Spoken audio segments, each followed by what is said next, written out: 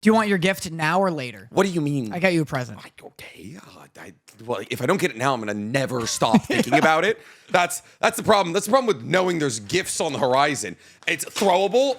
Tell me this is a pocket sock. I got you a gift. What's a pocket sock? Pocket sock is not how I would have liked to. I don't know what pocket sock was. I was thinking hand puppet. And for some reason, what came out was pocket sock, dude. Pocket sock sounds like something you cut a hole in your pocket and then, Dude, pocket sock sounds like something you go to jail for. That's a misdemeanor. Well, it's from Sumi's, S-U-M-I. Let's go. It is a hand puppet. Yeah, thanks for tainting this. I'm pocket socking you. Oh, yeah. Nick, I love it when you use my mouth like that. I'm pocket socking it. Oh, yours has way better ears. Well, I was gonna send you a picture of all of them so you could have options. I almost got you a hippo. But, no, this is good. Yours is a donkey. Mine's a dog. Donkeys are my favorite animals on earth. Did you know? Right. Did you know that? There's no way. You didn't know that. That's a bad favorite animal. I could bring Dorothy upstairs right now. I could tell her favorite animal on earth is a donkey. Why? I think they're the unsung heroes of the entire animal kingdom. Oh, you've activated my trap card. This is incredible. I was ready to vamp. First off, all right, I went to China a couple of years ago, I guess like a year ago, and me and Dorothy went to a small little like Chinese village to take some like really cool photos along like a waterway kind of thing. And apparently in this village area, like a local cuisine is donkey. So this entire restaurant's dedicated to donkey. Apparently it's pretty good. And so I was walking around. Donkeys are he's the one who should be shaking, dude. He's in a half Chinese household. So apparently donkey is a local cuisine in the Guangdong province. And I love donkeys because people love horses, right? People love horses. Yeah. They got a movie.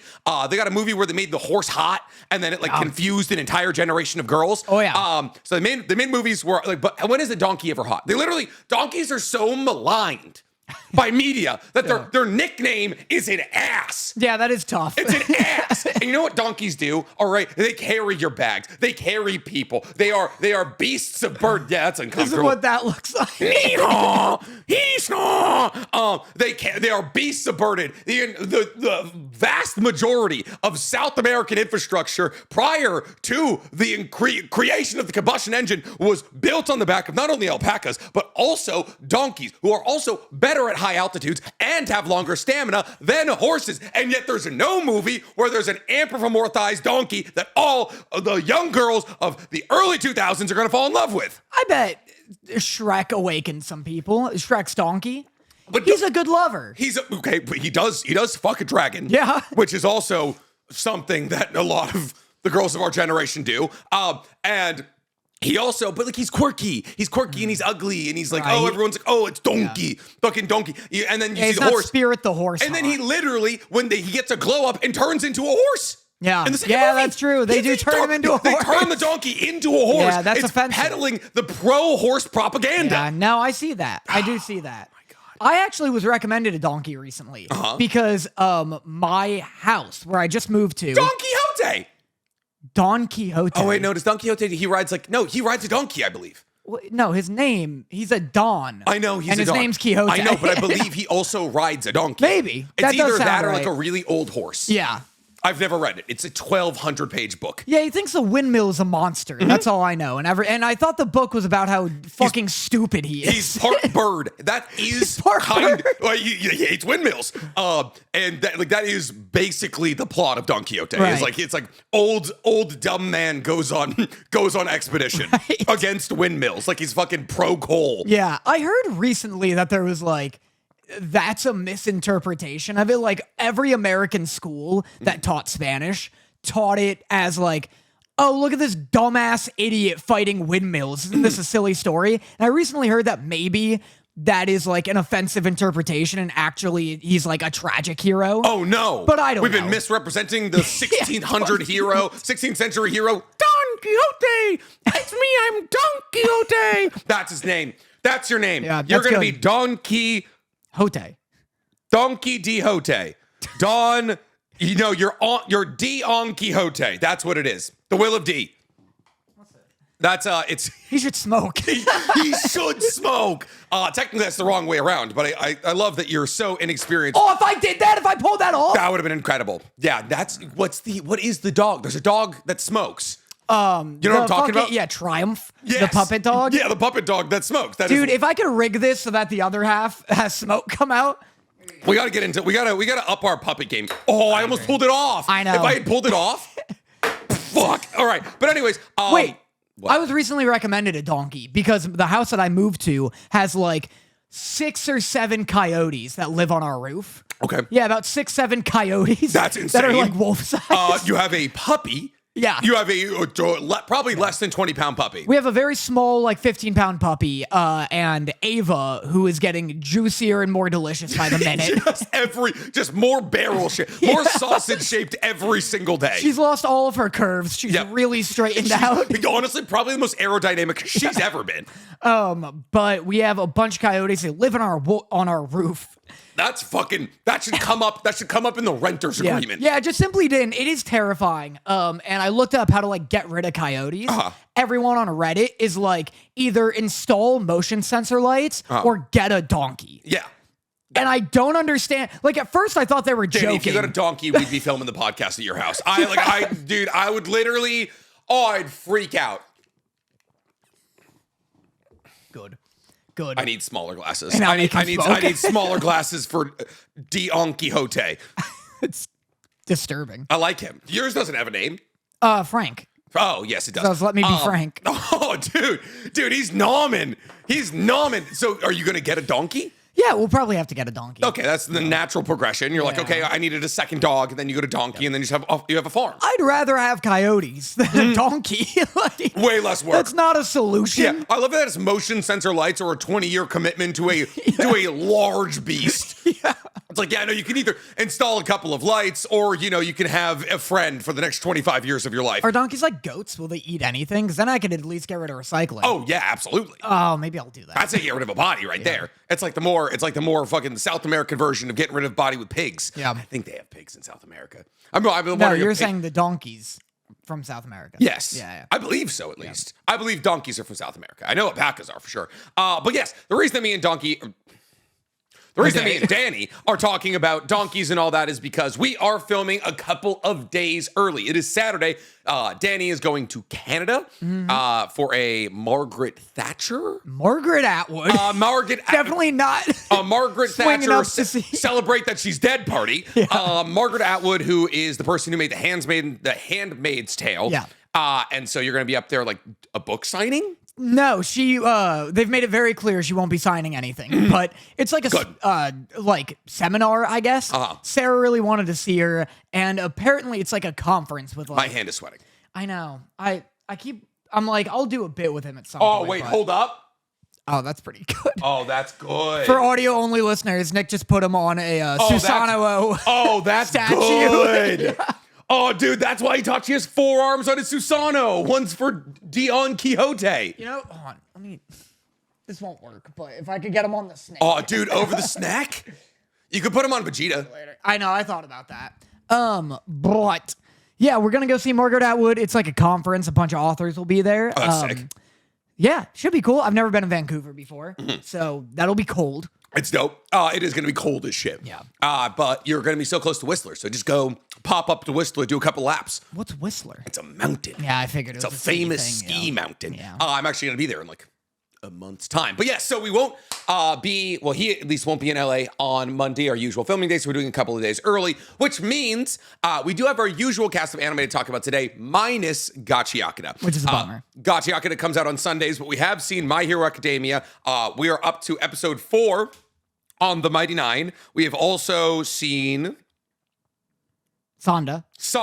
I have also seen it, which had a crazy episode. We have a little bit of news and a bunch of games to play. I have a lot of bit of news, actually. Before we get into the podcast today, I want to talk to you about the sponsor of today's episode, Aura Frames. So if you're a last-minute gift buyer, or as some people call a procrastinator, who's too overwhelmed to think of what to get those special people in your life, let me introduce to you Aura Frames, your holiday hero. See, Aura Frames is the perfect gift for that loved one in your life that you just don't see often enough. Want to give a gift that feels personal without the frantic Christmas Eve shopping run? Well, Aura wants to help you accomplish that. See, Aura allows you to upload unlimited, yes, unlimited photos and videos to their frames. All you gotta do is download the Aura app and connect to Wi-Fi. But this also means that you can add photos to the Aura frames of your loved ones wherever and whenever. I gave my mom an Aura frame last year, and when me and Dorothy fostered an entire litter of puppies, I would constantly update the photos on her Aura frame to include the photos of the puppies we were taking, so she could know what we were up to and also see how the puppies were growing, which made it feel as though she was a whole lot closer than all the way across the country from me. And that's the thing. You can't wrap togetherness, but you can frame it. So what are you waiting for? For a limited time, you can save on the perfect gift by visiting auraframes.com to get $35 off Aura Frames' best-selling Carver matte frames, named #1 by Wirecutter, by using promo code OA at checkout. That's AURAFrames.com and promo code OA. This deal is exclusive to our listeners, and frames sell out fast, so order yours now to get it in time for the holidays. Support the show by mentioning us at checkout. Makes us look good. Terms and conditions apply. You have a lot of bit of news. Yeah, I got some good, funny news. I have some good, funny news as well. Oh, yeah? Yeah, you do yours first. We're doing it now? Why not? Let's just do news now. Yeah. Is yours either about Assassin's Creed or Quentin Tarantino? Neither. Okay. Yeah. Have you heard about Tarantino going on a rant recently? No, I feel like Tarantino's been on a rant for the last 35 years. Tarantino has been on both a cinematic and verbal rant for Yes. the past 2 decades. That man loves yelling at reporters. Yeah. Loves it. He went on a podcast and like broke down his top 20 movies of the 21st century. Okay. What are we living in? 21st, yes. 21st century. And in that list, he mentioned how much he hates Paul Dano. He thinks Paul Dano is one of the worst actors in Hollywood. Paul Dano, the Riddler, Paul Dano? Paul Dano, the Riddler, the man in There Will Be Blood. So he ranked There Will Be Blood as his like number 5 favorite But he was movie. like, Paul Dano brings it down? Yeah, he was like, this would be number 1 or 2, but Paul Dano is weighing it Paul down. Dano's incredible in There Will Be Blood. Yeah. And the reason, you know what's funny is like, I feel like he probably hates Paul Dano in There Will Be Blood because like Paul Dano's kind of like the bad guy, kind of. Like Paul Dano is like, I believe he's a minister, right? And he's a minister who breaks down, who's the guy who always wins Oscars? Daniel Day-Lewis. Yeah, Daniel Day-Lewis's character basically, and like gets him to feel grief for like abandoning his son and shit. But like he's like not necessarily like painted in the best light. There's a lot of moral ambiguity in There Will Be Blood, but he is like when I watched the movie, I was like, oh, I don't like this guy, but I was like, oh, this was still an incredible performance. Yeah, he just thinks Paul Dano's like not that good. But it's interesting because I think Ave Maria. How many eyes does a crow have? Riddle me this. 7, Batman. Now I'm gonna shoot this girl. Yeah. No, it was supposed to be pigeon in Spanish, Batman. I thought you spoke Spanish. This is a multicultural city, Gotham. Yeah, that riddle's so goddamn stupid. Or Batman's so goddamn stupid for not knowing Spanish. Exactly. Yeah, like they need the penguin to come in and be like, do you guys not fucking you're a billionaire, you run a multinational conglomerate, you don't speak the second most spoken language in the entire country? They both just look so stupid in that confrontation where like they're shaking him down and the penguin's like, it's Spanish, and they like put him down and look at each other and Batman's like, Spanish. What's Spanish? But we're in the comic book equivalent of Michigan. We're so far from Spain. But what's it called? So yeah, it's funny because I think he did what like a lot of content creators, including ourselves, do, where years ago Tarantino was talking about There Will Be Blood and Paul Dano, and he was like, you know, I think Paul Dano, he's not doing a bad performance, but compared to Daniel Day-Lewis, it's not as good. And when like, which is like just Sky Blue Star Witness says, what? Well, don't compare me to Daniel Day fucking Lewis. Yeah, it's like, that's such a fine, mild take. And he's like, yeah, you know, like, I just wish he was like up against someone who could like match his performance. Yes.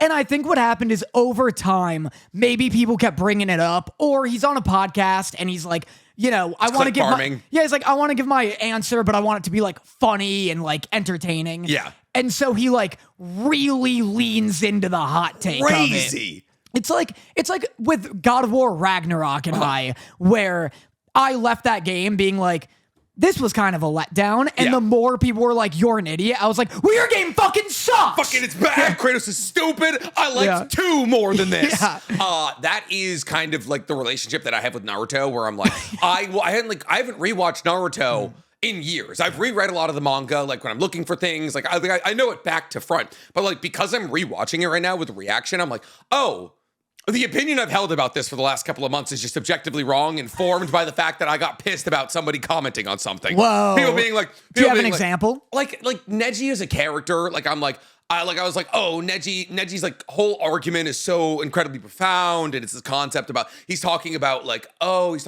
your birthright and what you're able to achieve. Neji having that opinion when his best friend is Rock Lee, whose power he's seen creeping up to his entire life, he understands, like, Neji's watching Rock Lee use the 8 gates in a battle against Gaara, somebody that Neji probably wouldn't be able to defeat in combat. And it's like, he has this whole opinion. He like does this whole diatribe to Hinata where he's like, you're nothing, you'll never be anything. I was born more talented than you, and therefore you'll never be able to reach me, kind of thing. And it's like, you have lived tangentially to Rock Lee for at least a year. And it's like every single day you see him taking more and more steps towards you. And so like the fact that it took Naruto to beat into his brain that like anybody can achieve anything is like such crazy erasure of not only Rock Lee, but also makes no goddamn sense. Right. So it's like, I'm like, oh, I need to go back to like my sources here and like reshape my opinions. Right. That's interesting. I was going to ask how your reaction of Naruto has been. Like, are you finding moments that you're like, oh, I had no idea this was so sick? Or are you like, man, this was cooler when I remembered it? I have forgotten. Listen, I've forgotten more about Naruto than most people will ever learn. But like, I'm watching it and I'll be like Hinata gave Naruto like some healing serum. And I was like, a fucking Kurama's just gonna heal his wounds, and like this, he puts the serum on and immediately heals, and I was like, I bet that was Kurama, and then it's revealed that like Kakashi's like, oh, that's because Kurama was inside of him. I was like, oh, and like I have the deductive reasoning to figure everything out because I know the universe back to front, but I'm like, I don't remember all the individual things. Right, that makes sense. Mother Fluffin. Oh, but Tarantino also said he hates Owen Wilson. Just can't stand him. I mean, that is a more mild take than hating Paul Dano. Like, I get, like, Owen Wilson has had some good roles. Like, I wouldn't say he's a dramatic actor. He's good in what he's in, but he's just himself. Exactly. But I like what he is. I love Owen Wilson, but I could see Owen Wilson not being your cup of tea. Yeah, like I can't imagine Tarantino watching Cars and being like, "This is a transformative." This guy is literally making this car come alive. But most importantly, and you know why he doesn't like cars? Death proof. Don't have feet. Yeah, Tarantino tried. He's like, maybe if I lick the wheel, but listen, can we do a Fred Flintstones thing where it has the wheels, but the feet are at the bottom and they're running, right? The cars need feet. You gotta understand. I'm gonna make the cars say the N-word. All right, the cars are racist. They're racers and they're racist. Yeah. Yes. Fuck. Dude, Tarantino making Cars. Unreal. Is like, I can't believe how well that fell into place. You give him Fred Flintstone feet. 100%. He's confused when he was told he has to make a racing movie. He thought you meant racist. There's like a whole caste system of the cars, right? They're like the luxury cars are like living in like the high towers. And, like the fucking like 97 Subarus are like. And here's the thing. I'm in the movie too. I get a role. I'm not a car. I'm the only human being. I'm the only human being. I get to say the N-word. Uma Thurman, she's driving, wrong side of the road. She's inside the car, crashes, destroys her legs. Yeah, I'm driving Uma Thurman. She anthropomorphizes into one big foot. She's a Ford with boobs. Yeah. Wait, they're making a new fucking Kill Bill. No. Oh. No, they're making a spin-off of Kill Bill. Animated Yuki's story, right? Oh, okay. That's part 3 of my news. Oh, huge. Because you're wrong in such a hilarious way. Nice. Good for me. But why this Tarantino news is so important to our podcast specifically is because the third actor Tarantino said he cannot stand. Do you want to take a guess why it relates to our podcast? Has he seen and why we have to defend them? Has he seen my work? He saw me in your music video? And this prick, dude, that'd Nick be Connor. So funny if people were like, yeah, Owen Wilson, Paul, who the fuck? Like, It would be so funny to be like, I would actually love for Quentin Tarantino to just hate me. Like, I would love for him to be like, and I seen a couple of skits this motherfucker's in, and he can't act for shit. Yeah. I'd be like, he's right. yeah, you're 100%. I am not classically trained. We have to defend them. We will have to defend them. Because we love them. Yes. If he's in a cage. No. Oh. No. It's a property we've talked about a lot. We're borderline the official podcast of blank. We haven't talked about it in a minute, though. We haven't talked about it in a minute. We're borderline the official podcast of it. Is it live action? Some of it. Some of it is live action? The guy he hates is from the live action version. Is it One Piece?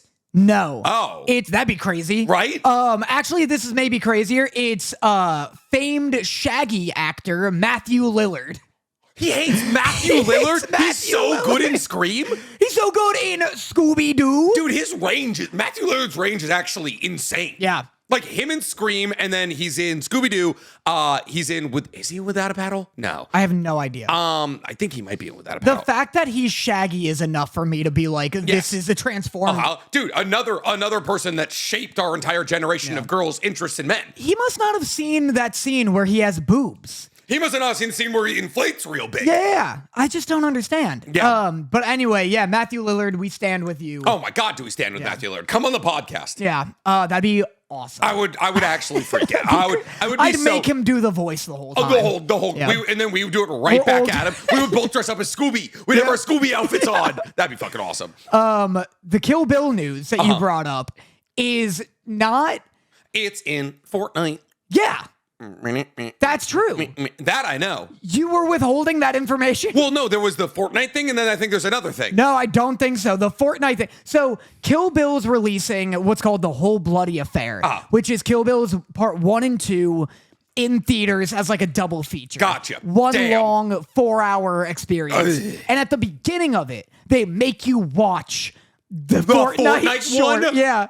They make you watch. How did Quentin Tarantino greenlight a Kill Bill Fortnite event? Like, that's just like, could you imagine? He's like, I hate Paul Dano, but also let me put this on like a free video game platform, one of my most iconic stories. It's such bad timing for him because while he's defaming one of the best actors of our generation, he is Matthew Lillard, Shaggy himself. Yeah. He is also just botching his reputation by putting out this Fortnite fucking canon Kill Bill story. Because it's Suki's sister in it or something, right? Gogo's sister. That's what it is, but her name is Suki. No, it's something similar to that. But it was supposed to be in Kill Bill. When does she fight Gogo? She fights Gogo in part 1. Yeah, because it ends with Gogo dying. Yeah, part 1 does. It was supposed to be. It was like essentially a deleted. Oh, that scene's so sick. Yeah. The blood on the snow. Oh, dude, that scene is so sick. Oh my God. It was supposed to be a scene from the first movie that got cut. Yeah. And so Tarantino's like,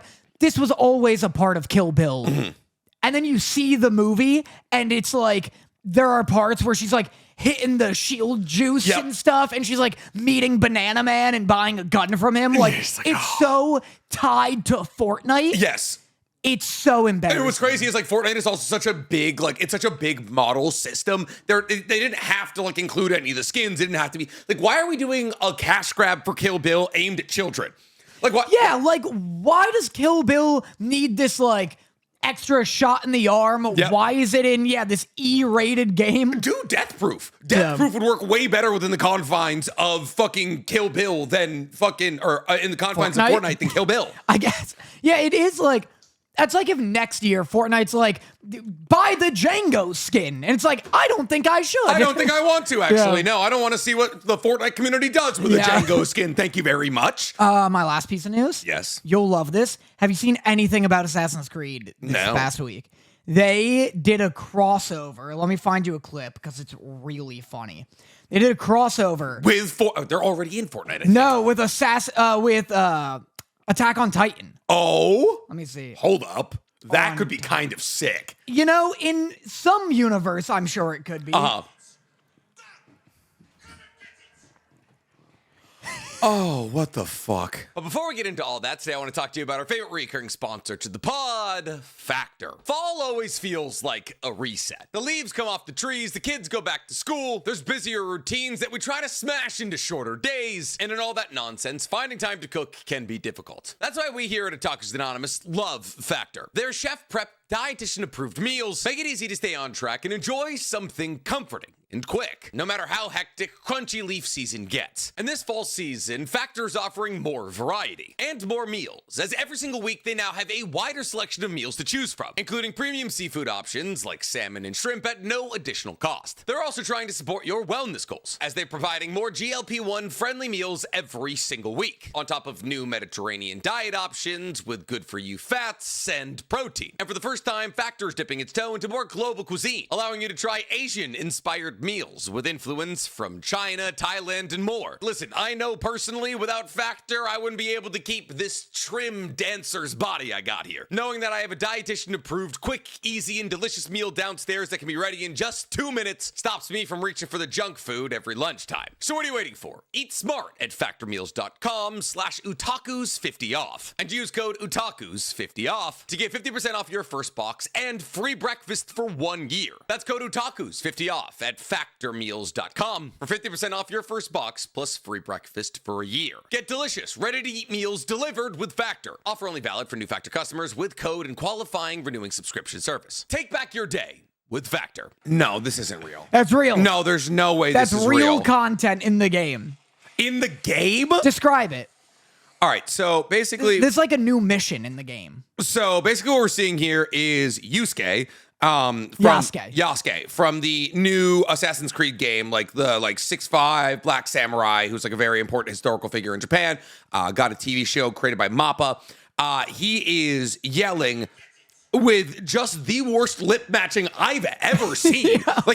There's a disembodied voice coming from Yasuke, and he is screaming at what I can only describe to be probably a 30-foot tall Titan with a wolf cut. Yeah. The Titan's got a combed hair. It's a good-looking Titan. It's a good-looking Titan. It's the handsome Titan. It just looks like the guy, you know who's the main actor in Smile? The guy who's like, they looks like him Titanified. It's just the worst facial modeling of all time. This can't be real. He's running through some kind of like ice crevasse area, which I'm assuming is like a reference to when Eren. Yeah, when he gets the armor. When he gets the armor Titan vial, and then also, he gets the founding Titan. It's like where they're like sacrificing whoever. This could no shit be on the PS2. The ice falling was. It was like one frame. Yeah. They literally just dragged an ice falling PNG. That is awful. Yes. Oh my God, that's awful. Yeah, that sucks because everybody wanted to defend that game too. What the fuck are we doing? It's so bad. What is Yasuke gonna do against the Titan? It's so funny. Here, there's also, oh my God, do they meet Eren? I think we've truly hit the end of consumerism. Oh my God, Eren's in it. Eren Yeager is in it, and they're dressed as Mikasa. Yeah, you get Mikasa, cosmetics and stuff. This looks like a mobile game. It looks awful, which is crazy because the game is like good beautiful looking. But inside of this looks like it was like procedurally generated. Yeah. Like this is, I've seen what was the game where you would go in and you had to like get a bunch of loot and run away. How dare you act like that narrows it down? That's incredibly fair. Like you were like Tarkov? No, not Tarkov. PUBG? No, it wasn't a gun one. It wasn't a gun one. It does that. You know what it looks like PUBG, actually. That is it. It literally looks like PUBG. That's insane. God, yeah. Two of the most successful franchises ever, and yet they're deciding to put no money into it. I know. That's what I don't get. Like, it's so weird that these companies just refuse to put money into their biggest properties. Yeah. Yeah, they meet Eren. There's like a giant ice statue of Eren's Titan form. That's insane. So yeah, I guess don't download that DLC. Yeah, this is devastating to see. Also, a lot as a huge Attack on Titan and Assassin's Creed fan, this must be tough for you particularly. A lot of people have brought up the fact that Attack on Titan has a video game and it looks better than this. Attack on Titan has a video, like a real. It's got two. I knew that there was an Attack on Titan fan game being made that like actually didn't look half bad. They did like a really good job. The problem with an Attack on Titan video game is that you need it to basically be Spider-Man. Like it needs to be Spider-Man to a T, which could work. Which could absolutely work. Yeah. Throw it and then throw in a couple of Titans. You have to like time your swing to go right past their nape. That'd be sick. Yeah. Like the way that like Spider-Man, like you can control the trajectory of your swing when you release. If you had to like launch yourself at somebody and you had like the little like booster rockets to like cut down Titans, awesome. I think making an Attack on Titan game seems like it's difficult because you need like, unlike with Spider-Man, where you can just have like random goons every now and then when you need like, some action fodder. Yeah. They're only really fighting Titans. What? They're only really fighting Titans when there's like a disaster happening.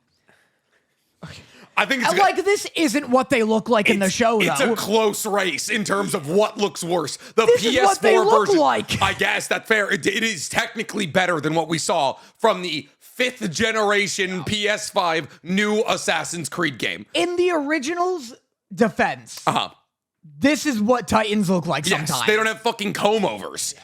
Dude, that is crazy. Anyway, what was your news? My news is that the AI Banana Fish dub got deleted. Let's go. Yes, but the other news idea. is that they're doing it for other shows. Vinland Saga. Yes. Which already has a dub, so what the hell? And No Game, No Life, which I also think has a dub. Yeah, I'm sure it does. That I watched like a decade ago, so I don't know why we're redubbing it with AI.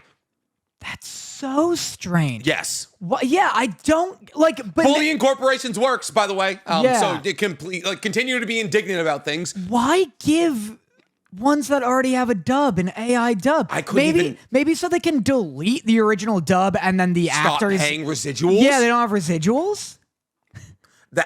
What is the residual for a voice actor? Yeah, it's got to be like 15 cents per showing. Dude, the residuals for a voice actor are nothing. I think Michaela told us over the course of Avatar, she made something like $25,000. That's crazy. You do not get paid anything as a voice actor. And we're talking about Amazon. Yeah. Amazon, one of the top 5 biggest businesses on earth, being like, oh, we need to stop paying voice actors. Yeah. Residuals. What are we talking about here? So crazy. Yeah. I mean, maybe that's the only reason I could possibly think of. And it's so crazy because it's like, how many people are watching Vinland Saga? Like, after it's already had its release, it's not like Avatar where it's constantly being rewatched by like millions of people. Like it's like you can afford to have Vinland Saga. Especially with only 2 seasons of Vinland Saga being out right now. If somebody's like, oh, what should I watch? I'm not going to say Vinland Saga. Yeah, like if it's like One Piece, I get it because like anytime someone new gets in, you're getting like 1,000 views worth of residuals. But like, it's just so weird. What a weird, awful time we're living. Yes, it's truly, truly the worst. But AI Banana Fish is gone, so we have that going for us at least. I wish it would like get confused like Google Translate does, and every time they mention him, it's like Thorfinn, Thorfa.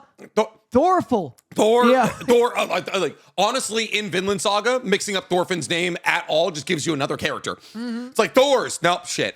Thorkel. Fuck, no. All right. It's very confusing. It's all Thors. It's just Thor-adjacent names. But before we keep going with the podcast, I want to talk to you about another sponsor of today's episode. ExpressVPN. Streaming your favorite shows without ExpressVPN is kind of like traveling the world without a passport. You're not going to get very far. And that's because streaming services like Netflix only show you a tiny fraction of their huge global library, depending on what country you're in. But ExpressVPN lets you get around that, allowing you to change your online location so that you can be wherever you want to be, accessing the entirety of streaming services like Netflix's global libraries. See, ExpressVPN has servers in 105 countries in all 50 US states. So whatever you want to gain access to, well, you can with ExpressVPN. And with their new lowest ever price price with plans starting at $3.49 a month. That's only 12 cents a day. There's never been a better time to get into ExpressVPN. It works on phones, laptops, tablets, and smart TVs. Yes, you heard me right. ExpressVPN was voted #1 by multiple tech reviewers like CNET and The Verge. I know personally when I wanted Netflix to have the entirety of One Piece, I swapped my location over to Japan and boom, there it was. So be smart. Stop paying for the full price of streaming services while only getting access to a small portion of their library.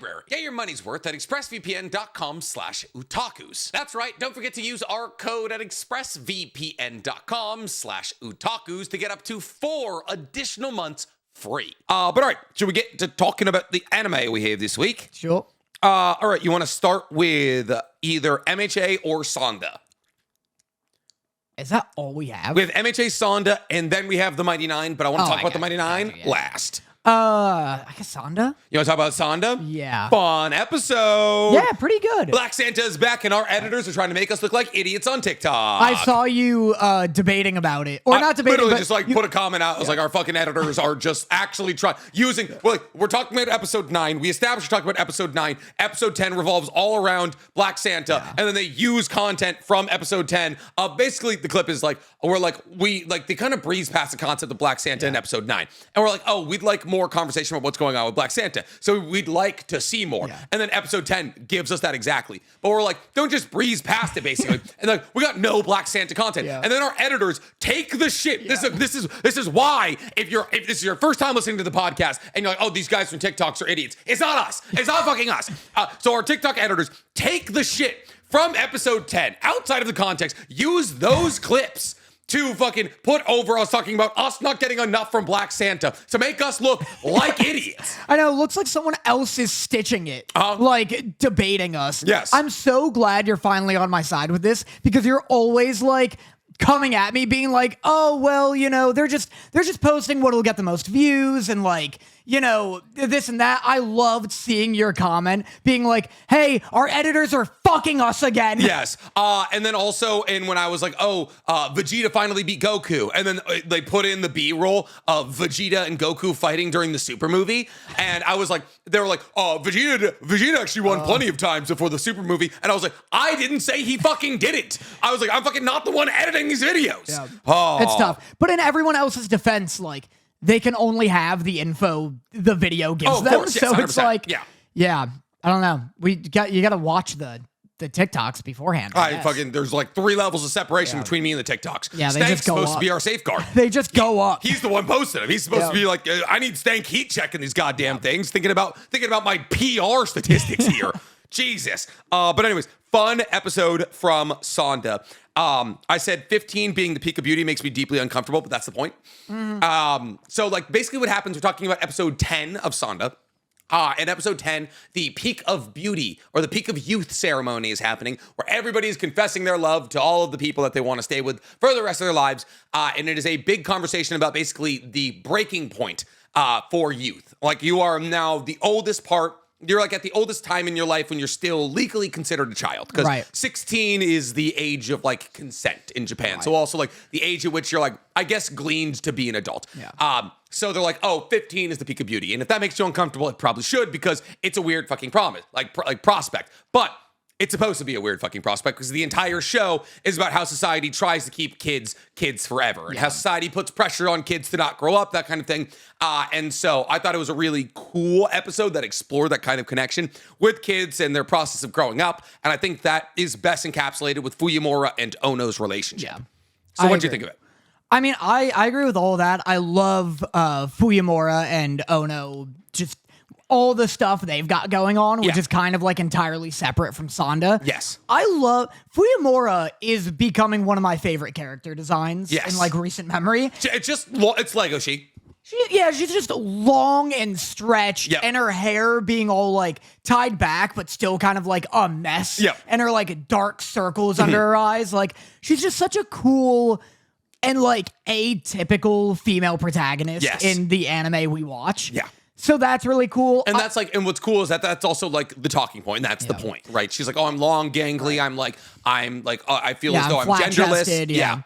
I love too that like Ono's kind of starting to become an antagonist. She's getting red-pilled. She's getting red-pilled hard. Dude, the female loneliness epidemic is coming for Ono's ass. Well, it was cool, too. There was a good, like, mature moment where Ono, in her head, was like, I just want you to stay here and, like, focus on me for once. And if I was a kid, I could blurt all that out. And then immediately she goes, go help your friends. I could tell you want to. Yes. And that, I was like, oh, that's brutal. The entire episode, though, is committed to this idea that kids are cruel. Like, that's what I thought was really interesting, is because, like, we're dealing with the class 10 representative just blowing away, just jump in the fucking, say hello to my little friend into Sanda's chest. I know, I love the shot of him just getting lit up. Just Swiss cheese. Yeah. And so, like, there's a simultaneous conversation between that and, like, also what's going on with Fuyumura. And it's like, oh, like, the spectrum of child cruelty. It's like, oh, this kid hasn't, like, learned empathy, and maybe they never will learn empathy. And, like, oh, but this kid is also a kid and therefore doesn't understand that, like, their actions can hurt people. Yeah, right. And so I think that was, like, a really cool talking point, and the way that Ono, as an adult in the room, had to deal with it, being like, selfishly, I want you to stay, but I know that will hurt you, so I will, like, forego my own desires. Yeah, I'll protect you. Yeah. That's really good. We never talked about the class 10 reps backstory. I remember how her mom cut her hand off in front of her and shit. That was crazy. Yeah, that was all nuts. I just remember that when you were like, yeah, this girl hasn't learned empathy. And honestly, I don't think she ever will. That's Probably not. The most traumatic thing a kid could experience. Yeah, she was just watching her mom, like, every time she saw a wrinkle, just, like, staple her skin back a little bit further here.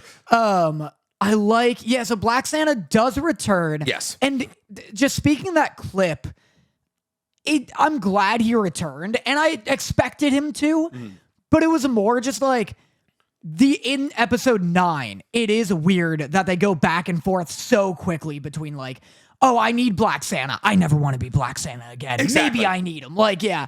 But it was cool to have him. I'm waiting for, he keeps being like, Santa has never punished a child.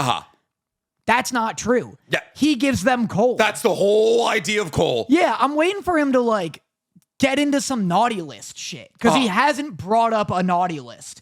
And I like him hugging the kids into unconsciousness. And just not, or like swinging them like a goddamn rotary engine until their like blood goes to their feet and they'll wake up in a couple of hours. Those kids are gonna die. Those you knock them out for hours, minutes is permanent brain damage. Yeah. No, they're done. They're cooked.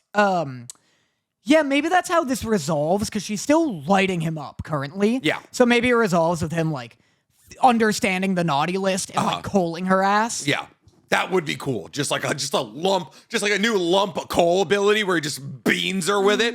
That would be sick. And then I said, Ono villain arc, because I do believe that like she is going to turn on Fuyumura, and there's going to be like, because that's things like we got this moment from her last episode where she kind of like forces herself onto Fuyumura, because she's like, oh, seeing me naked should like stir sexual, and like. It felt uncomfortable because there's already this power dynamic set up between the two of them where like she's an adult and she's like, take off your clothes to a person that she perceives as a kid. And that is another big talking point that's happened all throughout Sanda, because in this episode 10, Sanda has a kiss with Kazi and he's like, oh, should I allow myself to feel this? Like, I'm Santa. But then he's like, I'm also still a 14-year-old boy, you know? Yeah, and then he sucks the fucking eyes out of her head like he's Vecna. You know what? That's boy, oh boy, is that a reference I simply do not understand. I heard season 5 is horrendous. I don't know. I'm avoiding everything about 5, so I don't know. Good.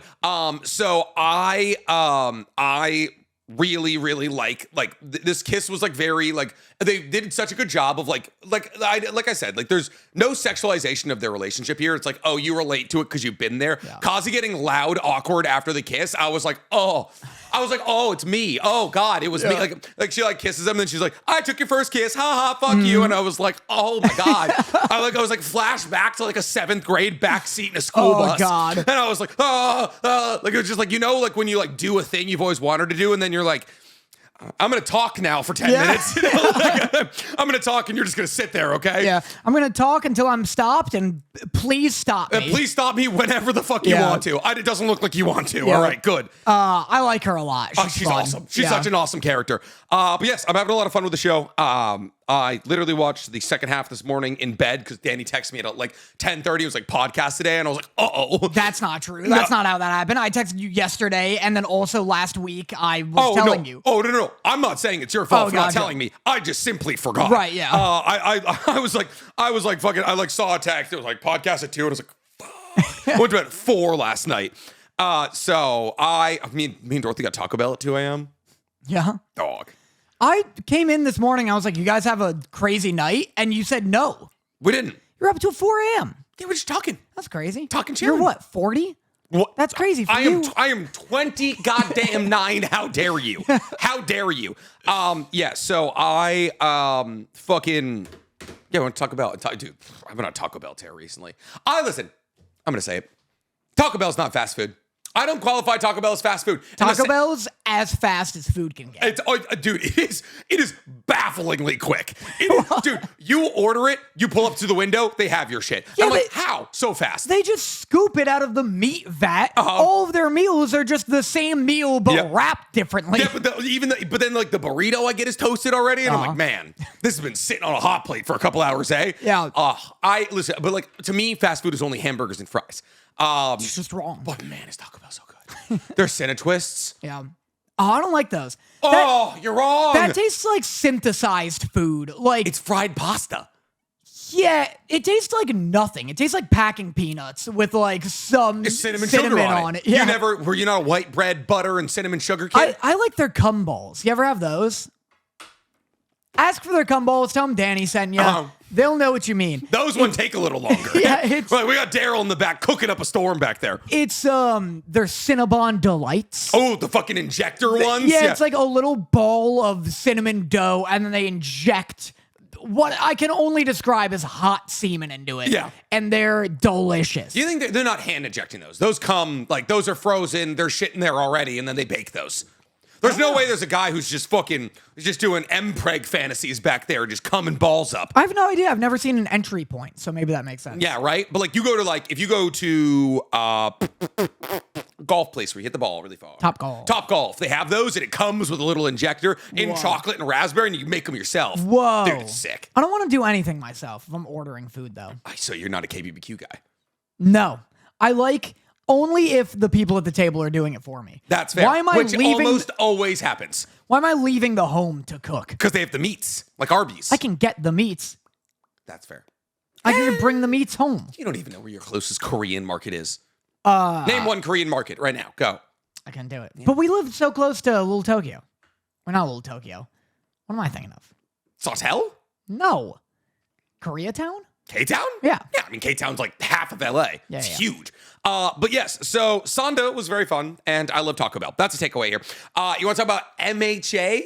Yeah. I believe this is going to be our third to last episode of we MHA. Have 3 more. No, like there's 2 more after this. Right. That's more than I thought there'd be. I thought we were 1 left. When this episode ended, I was like, did the show just end? I also thought that. Like, if I didn't know that the manga still had like 2 chapters left and also there was like another additional drop, I'd be like, oh, that's the end of MHA. Yeah. Because that was an ending ass episode. Yeah. How'd you think about it?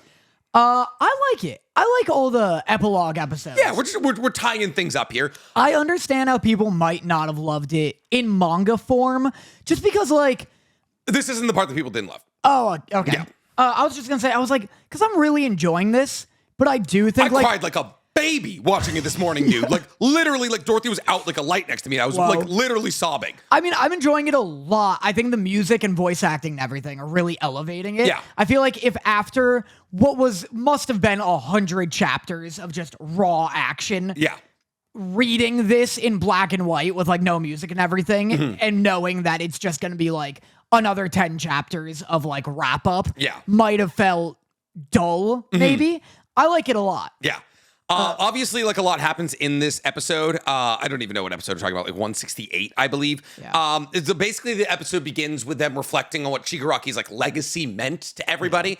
I don't think it was like a point that necessarily needed rehashing personally. Like it is cool to see like Spinner kind of get his closure and be like, I loved it. Really? Yeah, but go on. But like it is cool for like to see Spinner's closure and him be like, I'm gonna write a comic book about Shigaraki. And like that is kind of a full circle moment all the way back to All for One. Because All for One was like incentivized to become a Demon King by a comic book. Yeah. And so you're like, okay, like Shigaraki's legacy still lives on through Spinner, which may not necessarily be the best thing. But then the last thing that Spinner says I find so interesting. He's like get an eye on your octopus buddy of mine, like for me. And he's obviously talking about like Duplo Arms, who becomes like a very important heteromorph in like the heteromorphic movement kind of thing. Like he was the person who stopped the heteromorph riots. Yeah. So there's this cool like little like nod of acknowledgement between Spinner and I'm forgetting his actual name. I just call him Duplo Arms. I don't know, at first when he said your octopus friend, I was like, who the fuck are you talking about? Yeah, so, yeah, fucking Duplo Arms there, baby. Yeah. Fucking, he's only got, he has 6 arms and 2 legs. So he's got a lot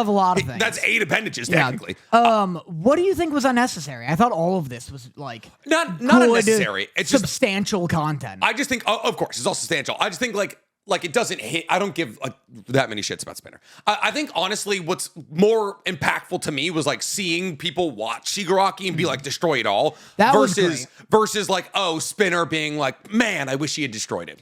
I loved Deku meeting Spinner. Yeah. I loved it a lot. I'm not going to be on your side of this awful TikTok. That's fair. That's inevitably going to happen. Like, I think it is cool that he's like, there's this like system where Spinner became friends with Shigaraki, where he was like, I played video games with him, and he was my first friend. I loved the little like cutting back and forth between Spinner being like he loved video games and then like, you know, and Alex Jones being like, we need to make sure people like this are stopped before they even like leave the womb. That's a cool point, actually. They kept cutting back and forth between it. I do wish Spinner gave more variety. Yeah. So I love the idea of being like, here's an example of why Shigaraki was human. Here's an example of why we need to dehumanize him for like public safety. Mm-hmm. Human, dehuman. But they kept going back to Spinner. And the point was to show why Spinner loved him so much. I wish the point was more like just to reinforce that Shigaraki is a human worthy of compassion, regardless of what he did. Because every time I went back to Spinner, it was like, and I also love video games. And then they're like, you know, we can't let people think he's human, otherwise they may start relating to him. Goes back to Spinner and he's like, we played video games together. Yeah. Like, I wish he was like, he loved video games. His favorite food was waffles. Yeah. Like this and that. Like, just reinforcing that Shigaraki was human. Yeah. Because, I like that it took on this, like... Because he became a symbol. Like, a lot of people treat him as a symbol rather than a human. And in doing that, you also kind of make sure his name will be immortalized. Yeah, well, it really reminds me of any time... It's funny because, like, the more immediate parallel that your mind wants to go to is, like, Trump or, like, dictators or something like that. Like, more mass-scale, like, tyrants. Yes. Because it's like he's creating movements, he starts a war. Yeah. But this was very reminiscent of like American school shooters. Yeah. And like also the Aurora shooter. Yeah. The guy who shot the Batman movie theater. Mm-hmm. Where it's like, all these talk shows were so similar where people were like, you know, people want to get behind the psychology of like the Columbine shooters. What made them do it? What made them do it? Was it violent video games? Was it heavy metal? Like, well, like there will be people who are like, what made them do it? But like, we want to understand what turned, like, you know, someone who had the potential to be good to do such a horrible act. Yeah. But then there will be a huge group of people who are like, we shouldn't even bother considering them human. That's dangerous. And I think that's such a fucked line of thinking because that line of thinking is literally what causes the school shootings. Yeah. And so that's like, I really like that My Hero like gets into that and is like, we need to understand people and sympathize with them. Yeah. Otherwise they're going to feel alone. And when they feel alone, they're like, well, fuck it. I'll just hurt as many people as possible. Like, who's going to give a shit? If I'm going out, if I'm not enjoying myself, I'll take everybody else out who's hurt me kind of thing. I was like, a part of me, everyone would hate this. I'm the only one who would have liked it. Okay. A part of me was like, I would love if Spinner just killed Deku. Dude, he just fucking, like Aaron Yeager's mom just like pulls him in half. Like, fucking Captain Mushroom Cap is just watching him in abject horror. He's like, use the Ember! Use the Ember! I was like, if Deku made Spinner cry, Spinner respected Deku and was like, you know what? I'm in here for life, though. So yeah. Fucking juice. Yeah, but I loved all of it. I love Spinner growing and Deku giving the guard like the hand. Yeah. I love Oh, dude. Can't take him seriously with his fuck ass haircut. He's got a bad haircut. So bad, dude. When Spinner's like, I'm gonna write a book, and Deku goes, I hope it's a comic book. Maybe the best line in the entire show. Yeah. Like, honestly, that rocked me. And Spinner being like, no. And then he's like, well, actually, it would help transcend like educational levels and like pictures like transcend language. And I was like, what a cool like little shout out to like manga and comic books as like a medium. That was also an incredible point and line. Like, I was like, oh yeah, wow. Like, comics are powerful because of that, or have the ability to be powerful. That's so funny coming from a guy who often draws one of the most incoherent visually mangas. Yeah, toughest to fucking conceptualize. Like, where is Deku in this leveled city? Yeah, if you're not reading in order, like if you just show me a panel from My Hero. Is that a ball sack? Yeah, Why is all for 116? There's like a 30% chance it's so detailed I can't tell what's happening. Yeah, at a certain point, it's like that fucking bell curve of like I know nothing, I know everything, I know nothing. It's like Horikoshi's on the other side. Yeah. But I had a few bits about him writing a book, if you'll indulge me. Of course, yeah.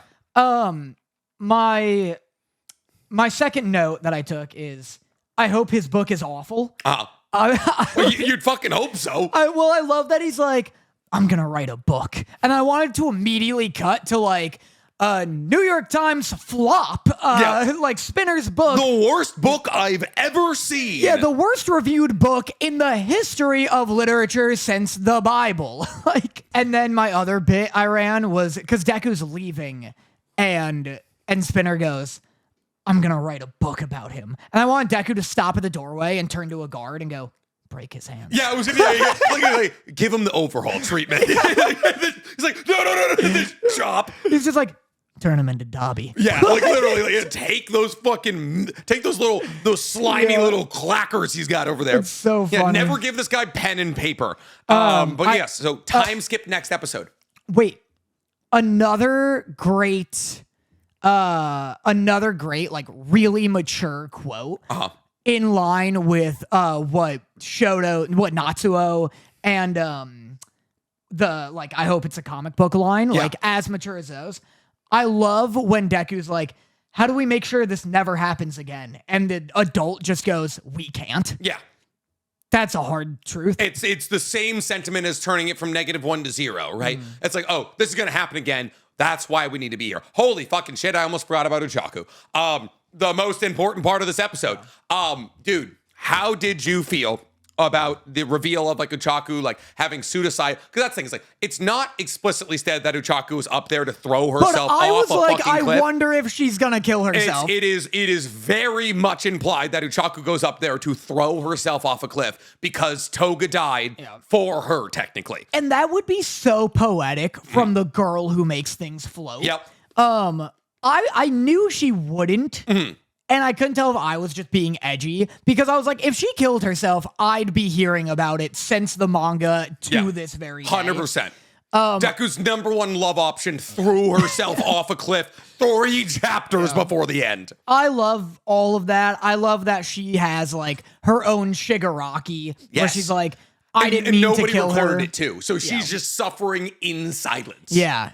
Oh, by the way, that like camera person blacklisted from the industry forever. What do you mean we fueled the helicopter and you didn't bring a second battery? That girl's never working in this town again. I was like, okay, cool. I guess we'll just pull your phone out. Yeah. Pull your fucking phone out. We'll get closer. Start writing shit down. Yeah, like a fucking courtroom fucking sketch artist here. I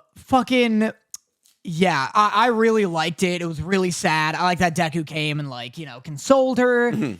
And didn't tell her, like, didn't really give her a lot of advice. Yeah. Or, not that I remember. Maybe I'm wrong, and I'll get comments about it. I like that he was just there to listen. Oh, yeah. That's Deku. That's Deku to a T. And that's kind of all of UA. Like, all of UA, or all of 1A shows up, or I guess 2A now. Yeah. And they're like, hey, listen, like, we're all fucked up.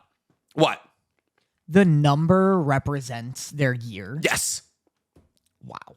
You never... I thought it was just random. No, that's why class 1A and 1B, they're both ones because they're both first years. Wow.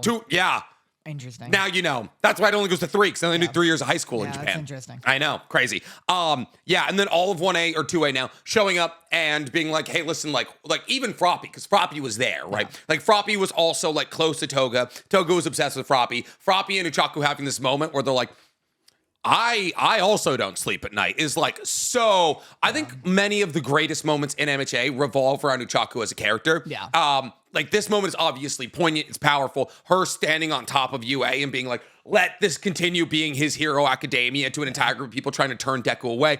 Every single time Uchaku has like a powerful moment, I fucking ball, dude. Yeah, this episode reminded me that her versus Toga was maybe my favorite episode of the last season. Yes, 100%. Like they're a powerful, like it's a really good explanation of like, oh, quirks make you a certain way. Yeah. Like Toga was never given an opportunity to bring back to that, like, because we don't understand how these quirks work, how these quirks affect people, this kind of thing is going to continue happening. Yeah. And actually next episode is going to have a moment about that you're really going to like. So I'm very excited to see that. Yes. I have another note. I wish Bakugo treated Edgeshot like a ghost and or Pokemon. So Bakugo has a conversation. I got arms now. Awesome. Great line. Bakugo has a conversation with Edgeshot, and Edgeshot has this tiny little like Z with arms now. And I really wish Bakugo was like, man, thanks for sticking by with me, Edgeshot. It's too bad nobody else can see you. Yeah. And Edgeshot's like, I'm not a Shinigami, I've told you. Either that, like Bakugo keeps referring to him as a ghost, or Bakugo's like, well, our work here is done. Come on, Edgeshot. And he just jumps in Bakugo's mouth. It's just like straight through his chest like a reverse alien burst. He's like, no, please, that just healed. Edgeshot should be a new power that Bakugo acquires 100%. That keeps coming in and out via in like his the mouth. most violent fashion of all time. Yeah. Also, like them fixing everything and like fucking Best Genius looking at Bakugo and be like, you're still distressed, Denim. Shut the fuck up. Oh my, dude, this is a child that just saved the world and almost died doing it. His heart had to get restarted by that fucking little thing with arms over there. Yeah. Just say he needs to go lay down. Yeah, you fucking asshole. All right, you want to talk about Mighty Nine? Yes. Cool. Great stuff. Great stuff. This is episodes like 2 through 4 because we're almost caught up. No, we did 2 last episode. Then 3 this is through 4. 3 and 4. Yes. Yeah, because we did talk about Jester already. Yes. So, in episode 3, they go to a circus, and it's a nightmare. It's a big old get-together for all the characters of the Mighty Nine, a.k.a. the Sensual Six. Boy, oh boy, was I waiting for 3 more characters to get added, and then I was like, oh wait, it is spelt the German way. Yeah. Well, it is funny because they're gonna get at least one more person. The, like, female Guts. Remember her? You're right. Yeah. Holy shit. So there'll at least be 8. There'll be, well, if you count Traveler, yeah. Well, hold on. How many are they now? There's 6? Then there'll be 7. And then if we count the drow with the sick mom. Yes. If he becomes 1, then there'll be 8. And then a Traveler would make 9? Why are we counting Traveler? Because Jester wanted to count the Traveler. Yes, then we count Traveler. Yeah. Then they'll be the Mighty Nine. They'll be the actual Mighty Nine. Yeah, the circus is an absolute fucking disaster. Yes. What do you think of Molly Mock? Well, okay. Well, hey, love Molly Mock. I love any character who's casually just like rolling out of a bisexual 3-way. Just casually fucking an entire circus. Yes. Yeah. Like every single person's like, Molly, I'll see you later. And honestly, if I saw Molly in real life, I'd probably fuck him as well. Yeah. Because God damn it, I think I have a thing for blue. Blue's good. Blue is good. It's just good because I don't have a thing for green. Red's pretty good, but Red's good. Red feels like my hipster brain. It's like, Carlock, whatever. Everyone's probably into that. Relax. Did you just hit your cock against the table? No, that was this. Yeah, imagine instant, like a fucking instant speed at the mention of Karlach. Man, every time I play Baldur's Gate 3, I'm like, I'm gonna romance someone new, and then I see Karlach, and I'm like, I fucking can't leave her. And the worst part is, she's like, you can sleep with whoever you want. And I was like, I don't want anyone else. Yeah. I like the evil drow woman. In that, who's with the goblins, who you have to play an evil run to romance. Oh, yes. Yeah. My hipster brain is like, red's overrated. Green, I've never been into. Yeah, something about blue. Molly Mock and Jester are like my ideal 3-way right now. Yeah. Like I'd be one of the blue men, dude. And then the blue men? Don't get me started on that group. Dude, well, fucking they're in my splash zone when I'm sitting up front, not the other way around. Yeah. Put them in the ponchos. There's too many. Have you ever seen the Blue Men? Yeah, they're fun. their drums are like covered in Paint. paint. And then they do like a thing where like a bunch of like Chinese food shits out of their chest. Yeah, when I saw it when I was like 12 years old, they did like there was like a big like takeout Chinese food thing, and there was like a pipe that went out their chest and it shot out a bunch of goop. Yeah, cool. even looking back on it now, it was gross. Yeah, I bet. Man. I saw Stomp. Is that the same? As in the yard? No, as in kinda. It's that, but they use Camp Rock. They use trash cans and shit. Oh, Stomp's whole gimmick is that it's like an urban like set, and they'll like bang on a bunch of shit. Yeah, on Broadway. To make music, yeah. They're like, oh yes, this the urban set of fucking the nicest street in New York. Good, Yeah. good. Yeah. So there's a big circus. It's a disaster. Oh. They bring a hell toad. Bad idea. If you're running a fictional circus. Yes. Don't bring an animal you can't instantly kill if something goes wrong. Mm-hmm. Yeah. Don't bring a thing with hell in the name into a crowded space. So the second it starts shooting barbs into people and turning them into monsters, I'm like, this thing should never have been. That shouldn't have been in our realm, Yeah. let alone in this. I trust this little girl and her flies. They should be killed on sight. I fucking chop that thing's head off expeditiously.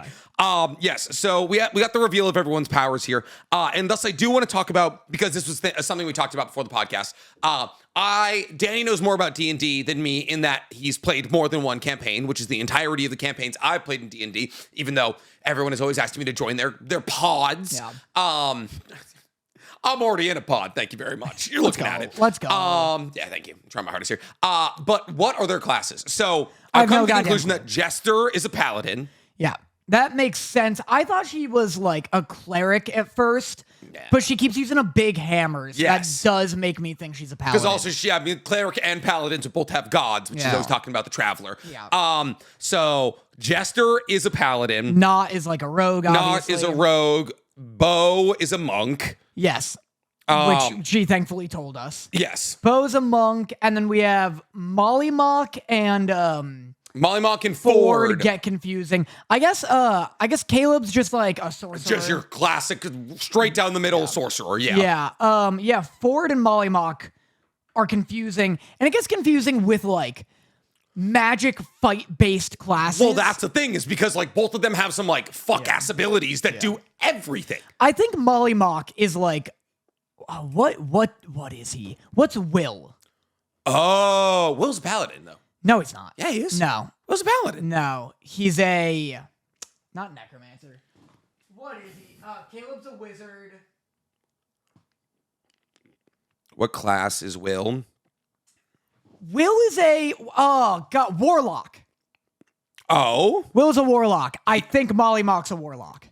That uses the fucking dual blades? Will uses a rapier. Yeah, you're right, he does. I never add Will to my party. I don't think I've ever played with Will. He's only interesting once you start progressing his line, which you need to be interacting with him to do. Ideal Baldur's Gate 3 rotation. Karlach, Barbarian, me, Cleric, I never run with Shadowheart. Karlach pilled. I'm Karlach pilled as fuck, yeah, dude. I'm never having Shadowheart in it either.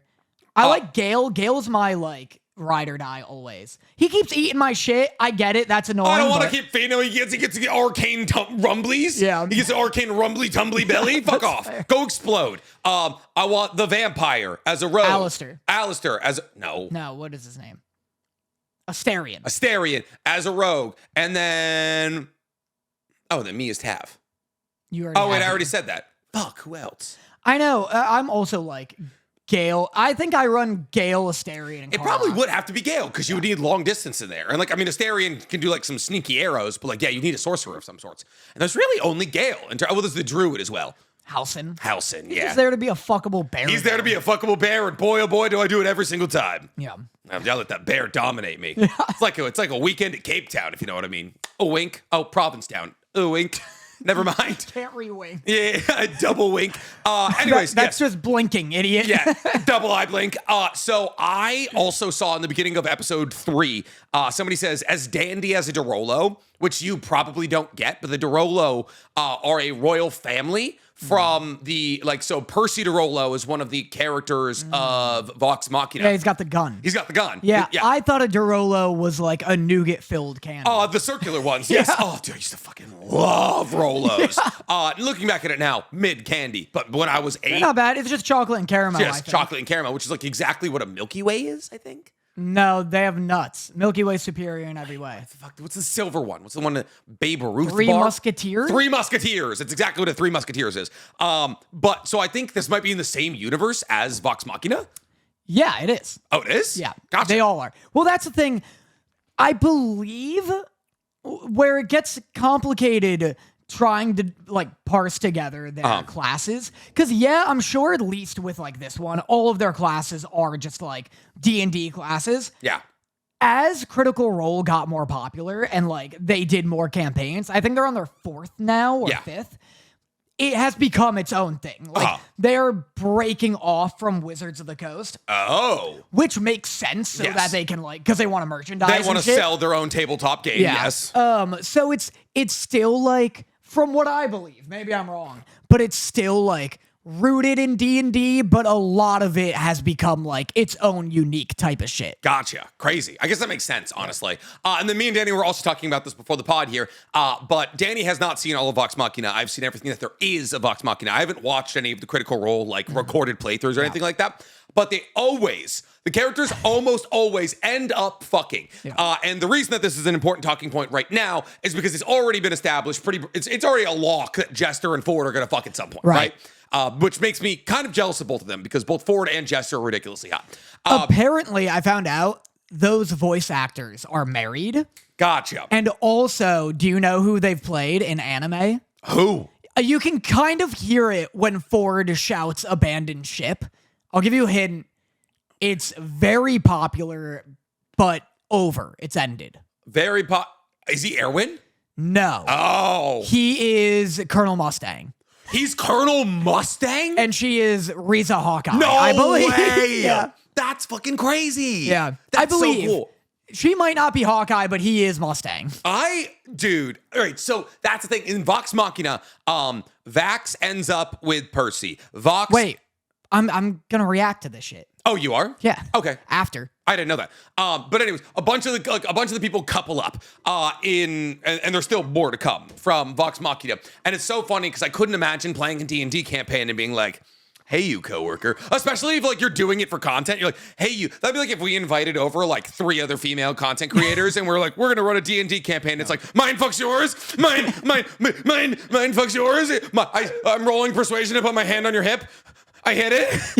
I hit it. Let me hit it. Well, I think that's the difference, is that it's not just them like hiring random people in the same They're all space they're all professional actors. Well, but I mean, I think they were all playing D&D regardless of this. Yeah. Like they had been playing already together for a while and then decided to make it a show. That's just so it's the difference would be if it's me, you.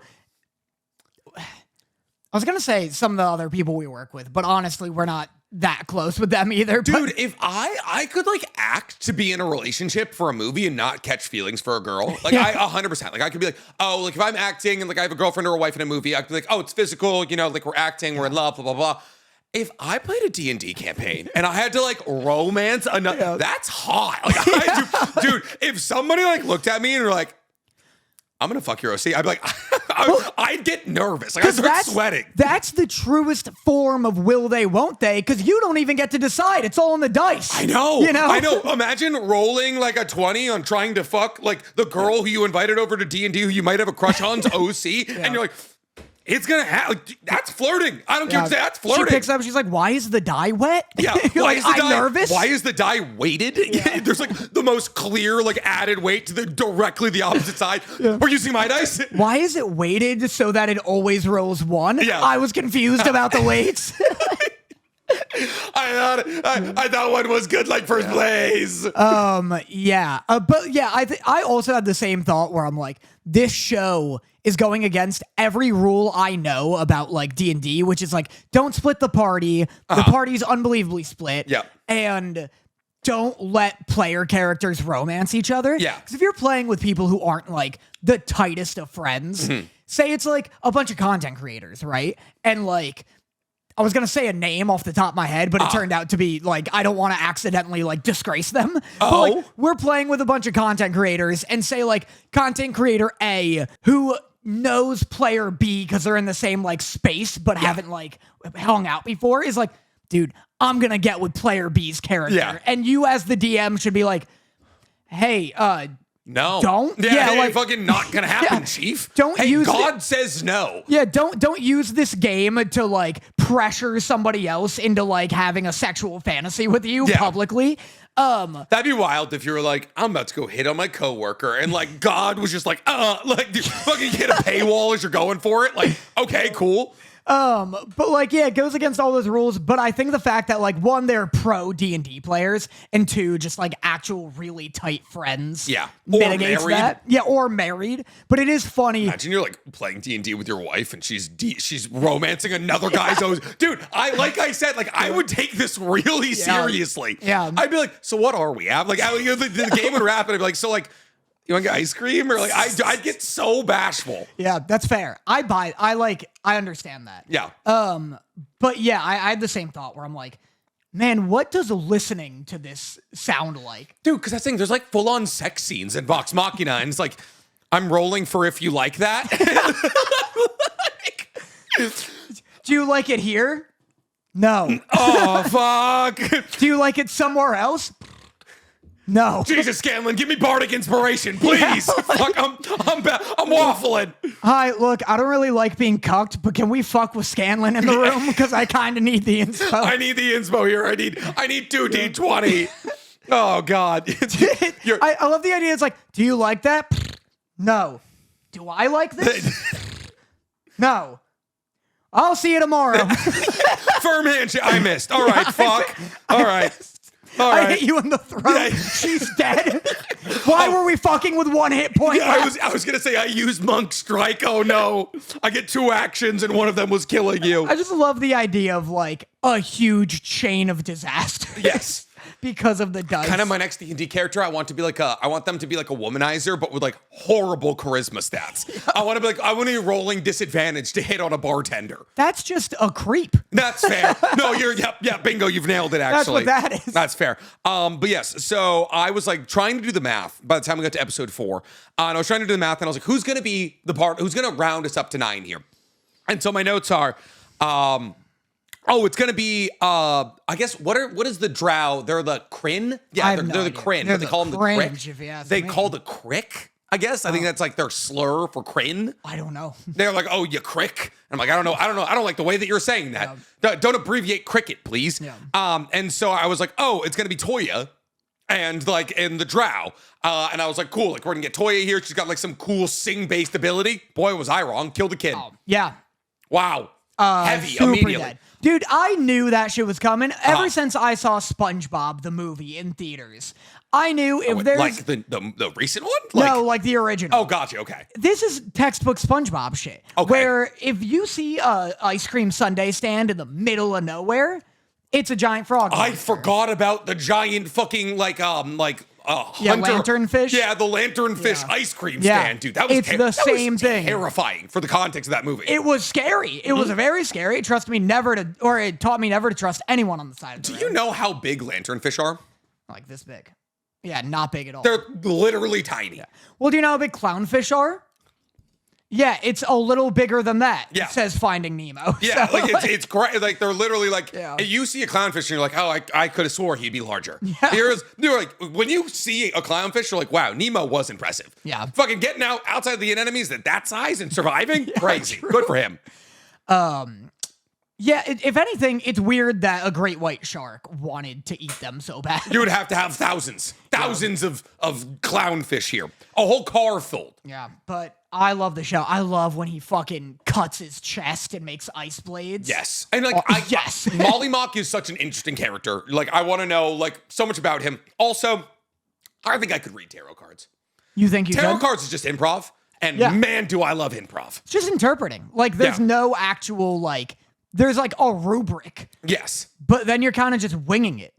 He's like, oh, it's home. And then also the other side of this card is the traveler. Yeah. And like, I love that there's like very casual magic going on with him. You're trying to figure out what's going on with the eyes and all of that. He's got like some Yamanaka, like chakra sensing ability to follow it's like toads. Gonzo. Yeah. Like with all the eyes. Dude, yes. Like all those tattoos are so sick. But my last note was, I really liked when Jester was like, oh, Ford, I don't think I'm having fun anymore. I thought that was like a very like the first serious moment. And my favorite thing about D&D gone forever, just gone for absolute ever. It'll mold down there. That's fine. My favorite thing about D&D campaigns is that they just like all the characters have to run into a slew of problems until eventually they decide they like each other. Yeah. It's like they have to fucking just keep running into obstacle after obstacle until eventually they're like, should we team up? And they're like, yes, I guess. Well, what's interesting to me, and the reason I kind of want to listen to the podcast after watching this show, is I want to know if they rolled better, would they have saved that girl? And that's what's interesting about this as a series concept is like, it's Matt Mercer setting up scenarios. Mm-hmm. But depending on how it went in the game, which could have been awful, like they could have failed every mission. Yeah. And assumedly, the show would just have to be a string of disasters. Yes. And that's fun. It was like in the first episode of Vox Machina, they go to fight against a dragon. And Grog, who I learned is actually a Goliath. He's a Goliath. He's not an orc. So I was wrong, and I apologize. He like hits the dragon that they're battling against. And it's like very clearly like they're battling against the BBG in like the first episode. So they stand no chance. Like even if they roll a 20, it's not going to do anything. But Grog like kind of injures it. And I was like, if he just went on a hot streak of rolling 20s, could this dragon have died? Right, yeah, exactly. And that's so cool to me. Also, it's a D12, not a D20. Still dice. Yeah, still a die. Yeah, that's fair. Yeah. But like everyone was like, no, these guys don't know what a dodecahedron is. And I was like, guys, we're not counting sides. They never hold the fucking thing still. Yeah. But apparently there's some cool lore about it being a D12. A bunch of comments telling us that. But all right, that brings us to either we can play a game or we can do a thing that we've been putting off for a couple of weeks, which is ranking all the Hazbin Hotel songs. It's up to you. I do like the games, but we're running out of time on the songs, so it's up to you. So games-wise, we have 2 new games. We have another Chomp, Chuck, or Fuck Pokemon Fusions. That's pretty good. That's fun. Or we have Most Hated Anime Character. Where Ranker's most hated anime characters of all time answers immediately below for each question. The boys have to guess which of the 2 characters is more hated according to Ranker's most hated anime characters of all time list. These are fun. Those are 2 funs, yes. How do you feel? Do you not want to rank the Hazbin Hotel I'm down songs? to rank them. Is it too late? Are we too late? Are we behind? I don't think it's too late. It's been 2 weeks. That's fair. It's up to you. We can also do both. We're only an hour and 18 minutes into the podcast here. It feels like this has been going on for decades. Oh, I'm so sorry. I'm so sorry that spending time with me is such a slog, I think Daniel. I'm just hot. Give me one of these fucking juicy boys. Yeah, dog, get in there. It's my last one. Oh shit. Do you need this? No, you're fine. What do you want to do? You want to do both? Let's rank. Yeah, let's rank. Let's rank. The games aren't going anywhere. Bushmankum. All right. So today, me and Danny are going to be ranking all of the songs from Hazbin Hotel's second season. A season that we said didn't have as good music as season 1 at the beginning, but then slowly rolled that take back over the course of the second season, because this season may not have only been as good as season 1, but it might have actually been better. So me and Danny are going to go through every single one of the songs from season 2 of Hazbin Hotel and give a ranking between E and S. C and S. C is going to be the worst. E is too low. Well, it's just so many. Yeah. Like, not D? Yeah. E is too far. E D. is absolutely too far. We'll do D. I don't have any Ds. I've already ranked all of these. But we'll leave the D open for you. Why was there an E? I don't know. I didn't know what the fuck? I didn't know how low you were trying to go, dog. Between J and Q. Yeah, dude. Here we go. We're going all the way from the Roman numeral I to 7, baby.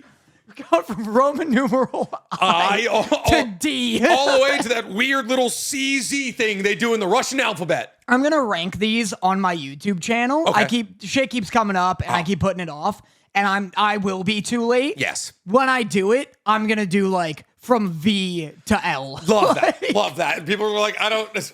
A, B, C. Where the fuck? Where the fuck is Q? Yeah, there's gonna be is Q good? There's gonna be tons of space in between them. I love that. Yeah, it's like the whole alphabet. Yeah, and there's not 24 songs. This is feeling more like an H to me. Has been guaranteed. I took some notes. I also have notes on everything. How do I want to do this? Let's just talk about it. Has been guaranteed. The first song. We're going to go chronologically through the season here. All right, has been guaranteed.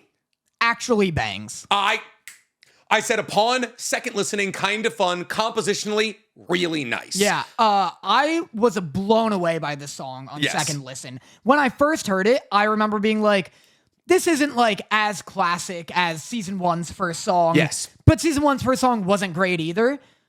I don't know what the fuck I was talking about. This song rips. I really like it. Charlie's part is very Disney. It's very, very Disney. But it changes a lot. She has a few different parts. Yes. I don't like any song all that much that has all the V's. I do not like Val all that much in terms of singing. I don't like the other V. I don't know her name. Yeah, Velvet. I do not like her name. I like not her name. I don't. It could be something else. It's so deeply like British. She's like, and I'm popping up and I'm recording things and like I'm just like I don't. I don't like it's just like I feel like whenever all the V's hop into a song and then Vox is always like bringing in some like dubstep beat out of fucking left field. So when all of them hop into a song, I'm just like kind of taken out of it. Charlie's part is really good. It's just like the stage rap that we get from everybody in this just is not. It doesn't do it for me. The rap? Yeah. What rap? Well, it's not like a rap, but they're like trying to make this like girl Welcome to V-Town. You're right. They're trying to make a girl like internet famous, right? No, you're right. I'm back on page. I have to disagree about the Velvet part because in a lot of these songs, I have like notable moments. And any song Velvet's in, she holds a notable moment. I really like her voice. That's just a difference in opinion, it seems. I could do without Val also. I think Has Been Guarantee is really good because it keeps changing and every change I really like. And Charlie's really funny in it. Yes.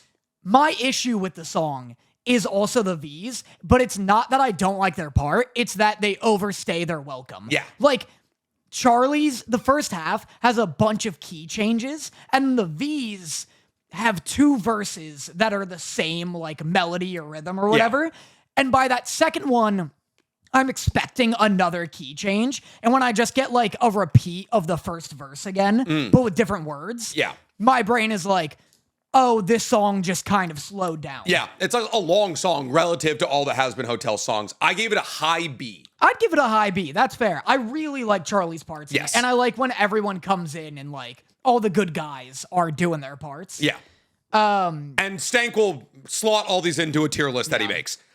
Next up, we have Once We Get Up There. I said short features, all the V's box parts are pretty good old. The other V's not good, bad key change. Oh, yeah. So this, Once We Get Up There is like, it features literally every single person in the earlies. It's like all of the V's. And there's a couple of like really fun moments here where we get to see like, because this is the song where Vox is pleading with all of the V's to invade heaven, if I'm not mistaken. So like he's going to like. What key change don't you like in it? Like, because I love Velvet's part where she goes, that dumb princess showed us the way. Yeah, that's fun. That's great. That is fun. Yeah. But like, it's just like, it's like every single 10 seconds, there's it's like a new song. Like it's a country song, then it's a dubstep song, then he goes to Carmelo. Nope. Different song. Different song. And guess what? I'm going to stab you right in the goddamn eyeballs when you bash that one. Oh, really? That song rules. That is an S. It's got a great joke, but it's not a compositionally fun song. Wait, so what is this? This is going to get hot. It's Pull up the playlist because I also, here's the issue with season 2 for Hazbin in terms of songs. Season 1 has less songs, but they're longer. Most of season 1's songs are like 2.5 to 3.5 minutes long. Some are longer than 3.5. Yeah. A lot of the songs in this one are under 2 minutes. Oh my God, yeah, dude. They're like 1:45. And so it feels less like, when you're listening to them as songs, it's less like, oh, let me toss on this banger as like a full, complete song, because it's so quick. Yeah. So I'm listening to Once We Get Up There right now. my main note is very fine song. The part I sang for you is one of the only parts I like. Your gates once we get up there. I like that motif, but I Yes. like it when it comes back more than when it's established. Because I think we get a rehash of Once We Get Up There a couple of times over the course of the season. Because it becomes Once I Get Up There for Vox. Yeah. So I gave this a C once we get up there. Yeah, I'll give this a C. That's fair. All right, then next up we have Like You. Yeah. My biggest note of this is that everybody was right. This song is not as good as I Dude, the song is not good. The song, dude, this is a hyper pop song. I love Emily as a character. The majority of her songs are just not that good. I love Pentius's part. Yes. Without the visuals. This song is not that fun to listen to, because I love the visuals. I love when he's pulling out the gun. Yes. And in the time of when this came out, it was Pentius's first song, and so just hearing him sing was a delight. I was just so ravenous to get more Pentius content. And that's the thing. We both, after we watched Hazbin Hotel, we sat down and listened to all the songs. Listening to just the songs without watching the show, completely different experience. Completely, you're like, oh, I'm hearing this song for the first time, actually. Yeah, it's a hyper pop song. It's annoying. And I said Sir Pentius is fun. Part is kind of fun. Low C for Like You. I'm just remembering, because I recorded my ranking, and so I have the notes still, Gotcha. and I'm seeing which notes are worth bringing up. But yeah, carried by the visuals. Yeah, I love when he's like, "I will find a way." That's awesome. But then the rest of the song is just Emily singing about ice cream and unicorn polo and all that, and it's just not that great. I'll give this a C as well. So I went low C. Next Sarah's up, confession. Though, listen, we were talking about it when we were talking about Hazbin Hotel on an episode by episode basis, and we're like, oh, people are obsessed with Sarah. Yeah. And we're like, I don't really get it, that kind of thing. And that's why this is such a different experience, watching this, listening to this music, because Sarah's voice actress is one of the most talented singers I've ever heard. Operatically, kind of fill an entire ballroom with her voice, kind of voice. Were you the one telling me that whenever they have a pop singer or just regular musician go up against a Broadway singer, the Broadway singer just creams them? It's Coughing Baby versus Nuclear Weapon. Because they had Nick Jonas. They had Nick Jonas go, and he was on Broadway, and he was alongside this guy who's sang on Broadway his entire life. And Nick Jonas, good singer, but usually sings into a microphone, you're hot, I'm cold. Yeah. You know, you know who I am, but you don't. You go. Nope. Ho. Yeah, dude. Nick Jonas, known misogynist, also diabetic. And I'm trying to keep from going under. Great. Dude, if I worked on an impression, I bet I could sing that song identically. I mean, you've been in the booth recently, dude. Yeah. You've been in the literally. I saw you in the booth. Yeah, it's been a long fuck. That guy I was in the booth with, who's mixing and mastering my vocals. Yeah, he has a Grammy. What? So you can beat copyright strikes? Wild. He's chain smoking in the other room. He's like, I fucking worked. I worked on Frozen. Now I'm doing this shit. He made the Rocket League soundtrack. The Monster Cat fucking soundtrack? I guess. That's sick. Yeah. Oh, dude, that's awesome. I'm like Rebecca Black, just spending a ton of money on something no one's going to want to listen to. Oh boy, did they though. Yeah. I can't even imagine how much money she made off that. Anyways, Sarah's confession is gorgeous. It's awesome. The first half is fine to me. It's all build up to when the drums kick in. Yes. And she starts fucking hitting those harmonies. Ugh. It's really good. Thankfully, There's this operatic like string backing to the entire song too. It's like a fucking full string orchestra backing up Sarah with this beautifully deep and like powerful voice. the voice of God or the speaker of God, like backing her up with background vocals. This song is only like 1:40 long though, and that's my beef. Because just as it starts getting really good, it's almost over. Yeah. That is kind of annoying, I guess, and that is like actually a complaint I had with a couple of songs here, and that's so emblematic of like a lot of like music nowadays, because it's actually kind of the meta for people who are getting into making music right now to make shorter songs, because if you make shorter songs, you get more plays. Like people like listen to your song more, kind of thing. And if it's like a 7-minute song, you technically get less plays. Did you ever listen to Jack Stauber's micro pop album? No. It's a bunch of banging 40-second songs. Wild. And they're really good. That's awesome. Yeah. Yeah, so it's just infinite plays here. Yeah. So I give this one a high A. Yeah, I'd put it A. I wish it was longer, and like if I'm ever listening to it, this isn't true. I'm about to say an untrue statement, actually. Okay. I was gonna say, if I'm listening to it, I'm just skipping to when the drums come in. Yeah. But honestly, the drums hit way harder because of that buildup. Yes. But I am like, I'm just ignoring it until they come. Yeah, and then it's like you're fucking like doo-doo. It's like the I can feel it. Like it's a neuron activation. Yeah, that's fair. But yeah, when she comes in with the like, I feel no wiser than when I'm dead at the tons of my slaughter. Something. Who cares? Who fucking cares? Who fucking cares, dude? Gravity. My only note is when I re-listened to this, I was like, you know what? Gravity's overrated. But by the second half, I'm like, oh no, I'm an idiot. I would have beaten that last Danny to death if I heard that. with a goddamn rusty hammer. This is the best rock adjacent song in the entire show. That's true. It would have been usurped if they gave Abel's part in the last song like a full song. It would have been usurped if we got more shit from Lucifer as well, because Lucifer and Vox Populi, that first minute and a half of that song fucking rips. This song, Gravity, is just like a Flyleaf song. I don't know if you ever listened to Flyleaf. It was like a female vocal rock group that I later found out was like heavy Christian rock. Oh, nice.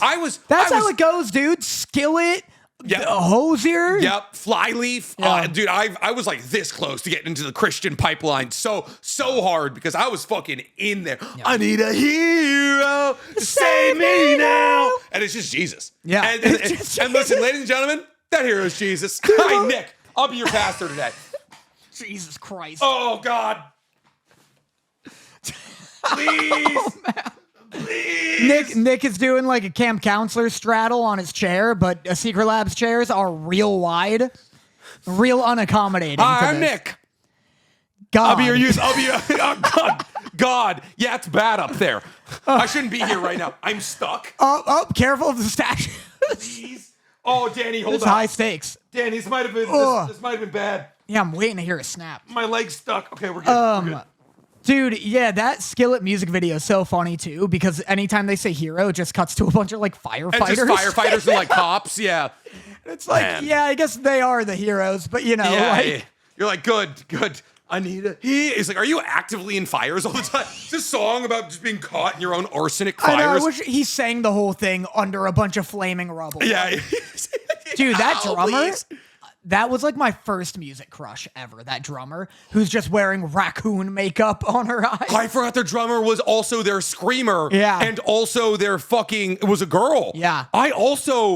Dude, I forgot that. That's another neuron activation. I'm just a step away. I'm just a breath away. I think I had her as my background on my iPhone. That's crazy. Oh, dude, I went through a big, falling from my feet today. Dude, she was awesome. Yeah. Man, Skillet. Holy shit. I was in love with her. They're named after a fucking pan. She's my Haley Williams. Oh.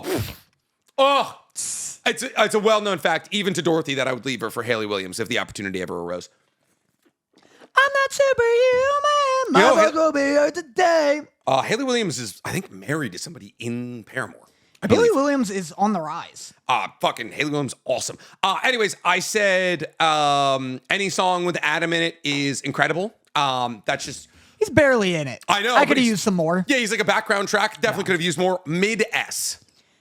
Yeah. Yeah. Yeah, I'll give that too. I'm interested to know what a high S is. Oh, I'm assuming, you'll hear. I can assume. Mm-hmm. Yeah, because when I first heard it, when it first came out, one, I'd reacted to it before the show came out because they dropped it before the show. Yeah. So I'd already heard it once. Everyone, when the first 4 episodes came out, everyone had it at like the number 1 spot. Yeah. So when I was on my re-listen, I was like, yeah, I've heard this a bunch, this and that. For some reason, the longer it goes on, I don't even know if like they up the bass or they up the drums or something, but I start being like, yeah, this is Gravity, this is good, like tame rock song. By the end, I'm like headbanging to the thing. Like, dude, there's like the rock when they actually lean into it here. It's like it sounds like Flyleaf or it sounds like Avenged Sevenfold. Like they make some fucking awesome rock songs. Up next is Piss, which is the worst rock adjacent song in the entire season. This song sucks. This song sucks ass, dude. And beat the piss out of you.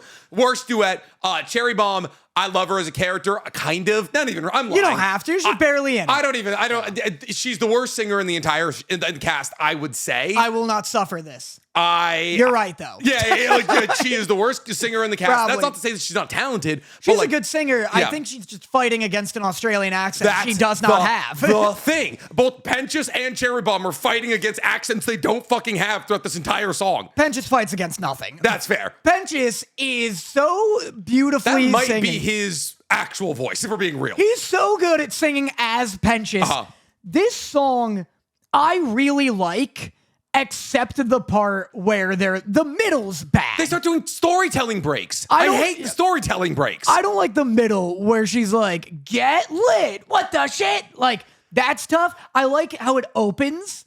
It opens way better and way funnier than Live to Live. I love him being like, these Elysian nights. Yes. I also just like doing the voice. You love any opportunity. Yeah.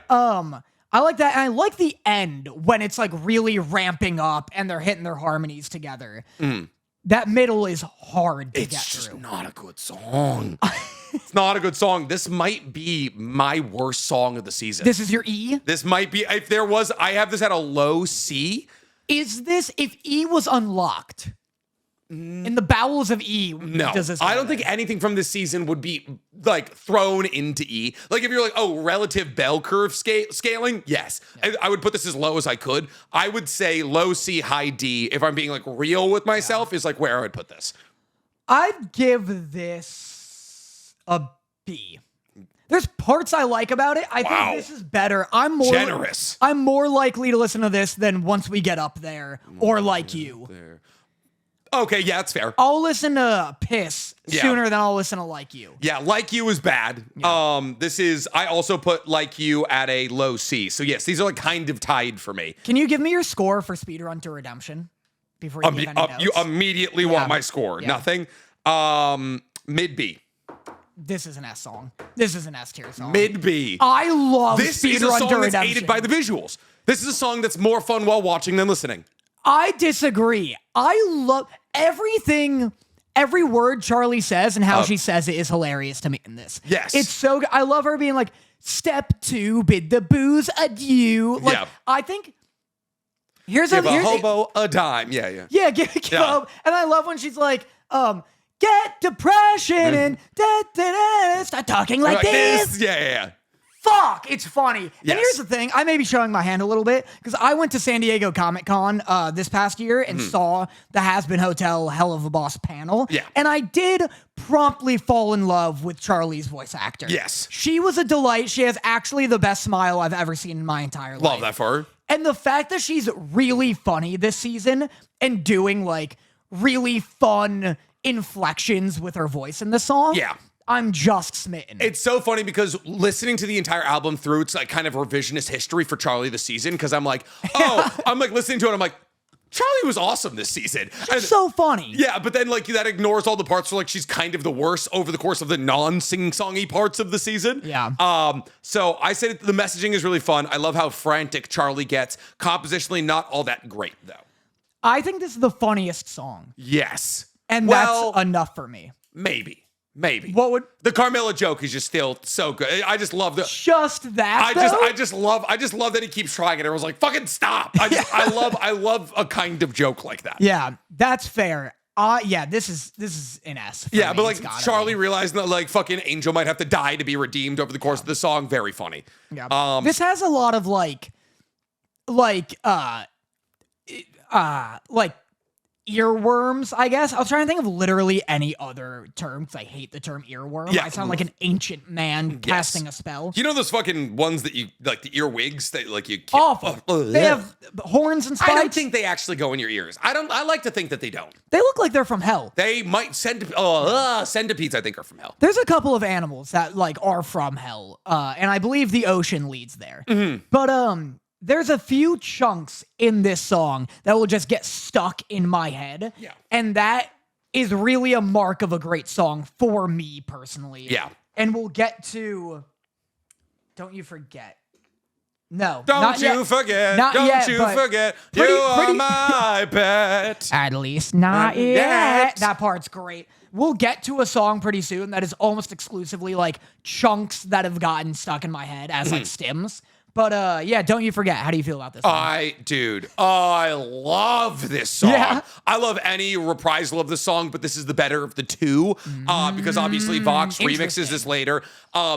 Alistair and Rosie, her name is, I believe. Alistair and Rosie's voices work so well for this old-timey duet kind of song. And it's just like such a little jaunt. Like, it's just like, don't you forget, you like, it just like, it's like a bounce, like it's a bounce song. I love the way that their voices work together over the, like, this is probably my favorite duet in the whole show. Whoa. I just love it whenever they go old-timey. Whenever it's like fucking like quartet style stuff, I adore it. I don't remember if I told you this, but my hottest take maybe about season one, unless it's about Charlie, in which people will tell me to kill myself for it. Yeah. But my other hottest take about season one is that Alistair ruins every song that he's in.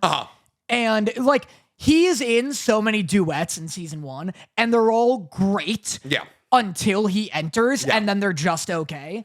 This season fixes that for me. Yeah.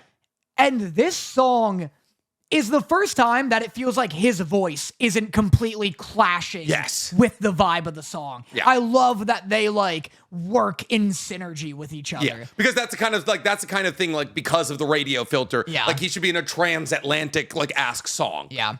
Are you putting this at S? I may go high A. I also went high A. Yeah.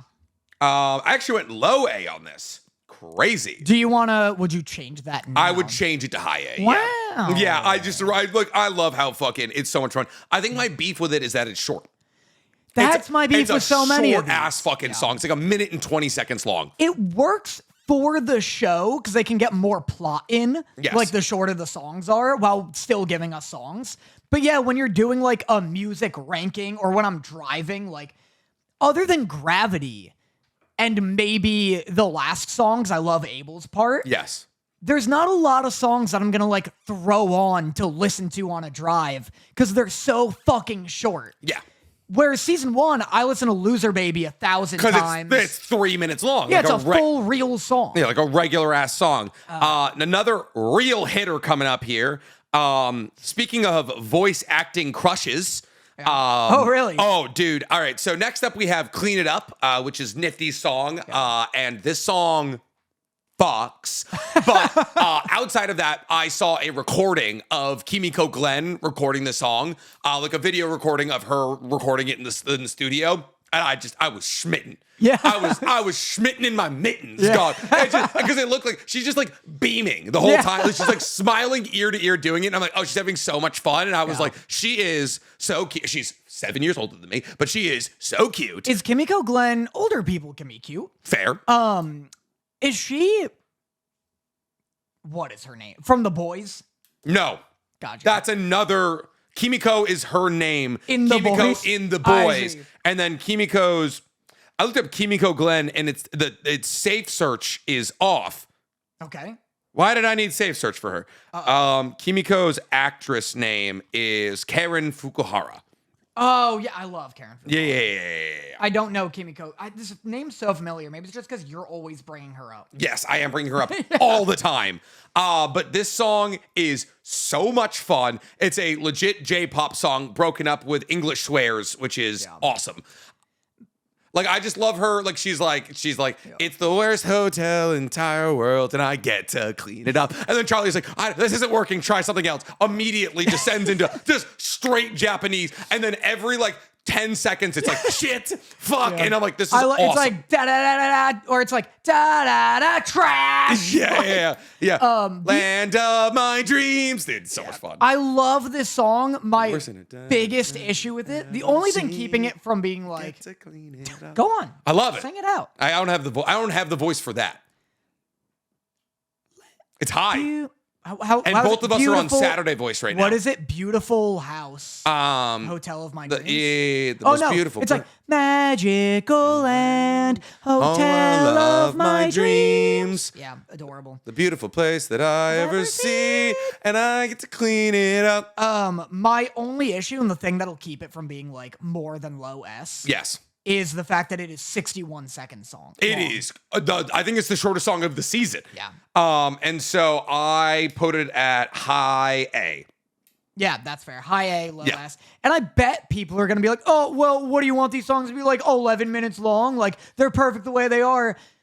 Why are we going to pretend songs aren't typically 3 minutes long? It's just the re-listenability of a 61-second song is lower than a 2.5-minute song. Because then I got to re-figure out a new song in 60 seconds. Yeah, we're doing TikTok sound bites here, you know? I want a fun, because here's things I appreciate the voice actors here, I appreciate the composition of the music, and it's all very good. I just want more of it. Yeah. You know, it's not a crazy ask. Don't you forget Reprise. You said this is worse than the first version. How do you feel about Vox? Because you seem to not love Vox. I don't love Vox. Wow. I think Vox has some good songs.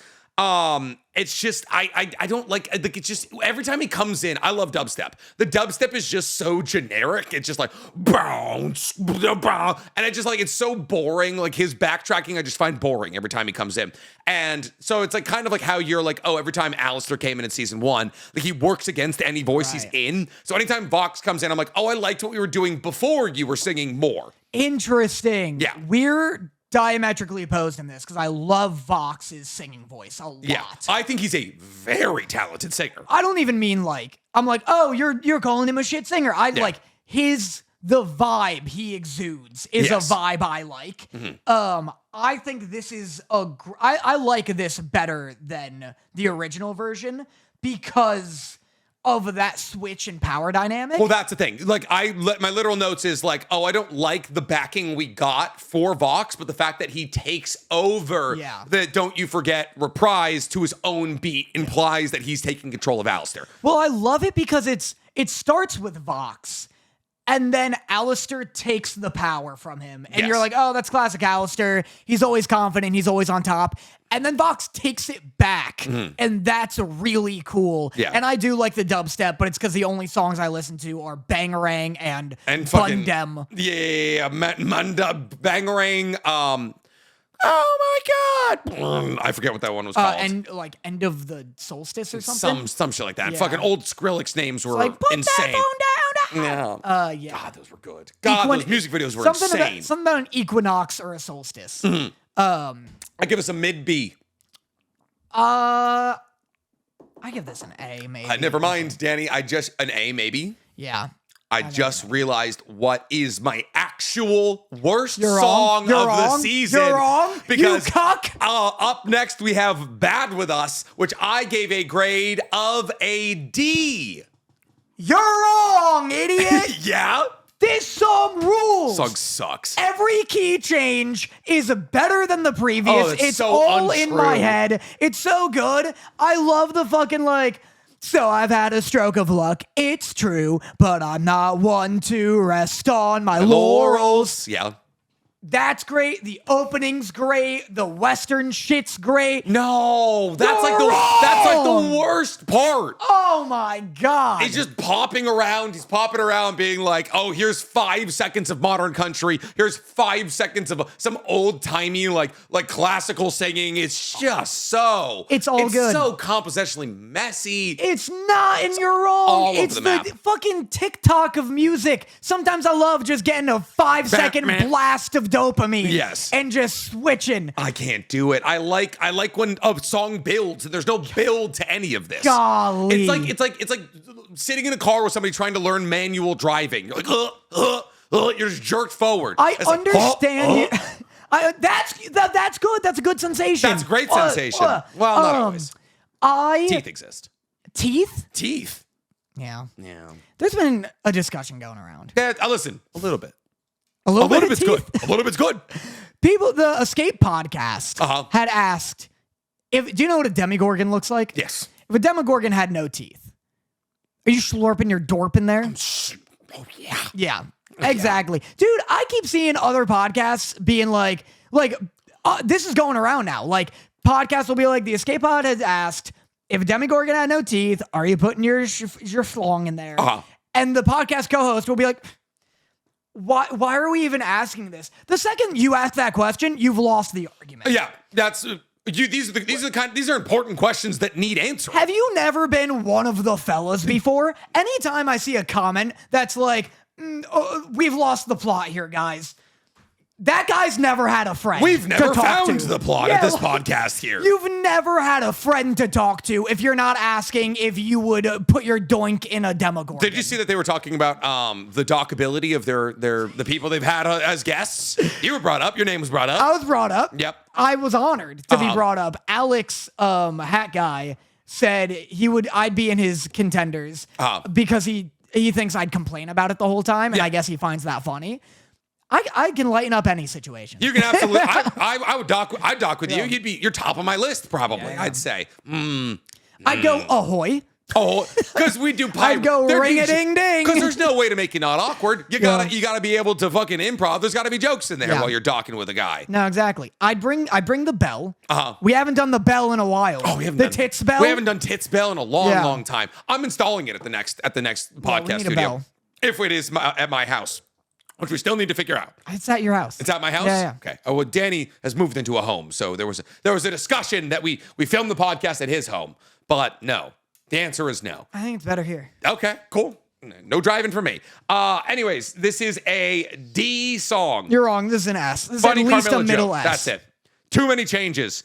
Let's actually start talking about some good songs, though, because up next we have Vox Populi. Vox Populi and Vox Die are considered different songs. They are. And I think they should just be considered the same song. Why? Because Vox Die is just like the end of Vox Populi. I'm reading my notes right now, and I figured that I would understand what this was. I don't remember exactly what Vox Populi sounds like. I said, Lucifer's part, fuck so hard, legit Avenged Sevenfold song. Vox's part is so different, but the bum, bum, bum, parentheses, down is so satisfying.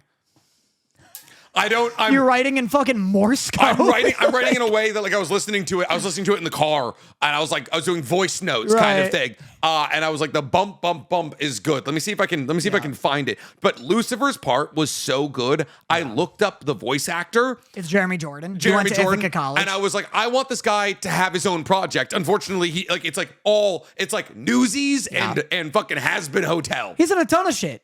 But he's like in a band though. That's the thing. He's in a band. He is? He's in a band. He is in a band? He's in a band. He's in MASH, which is a fucking it's this musical. Smash.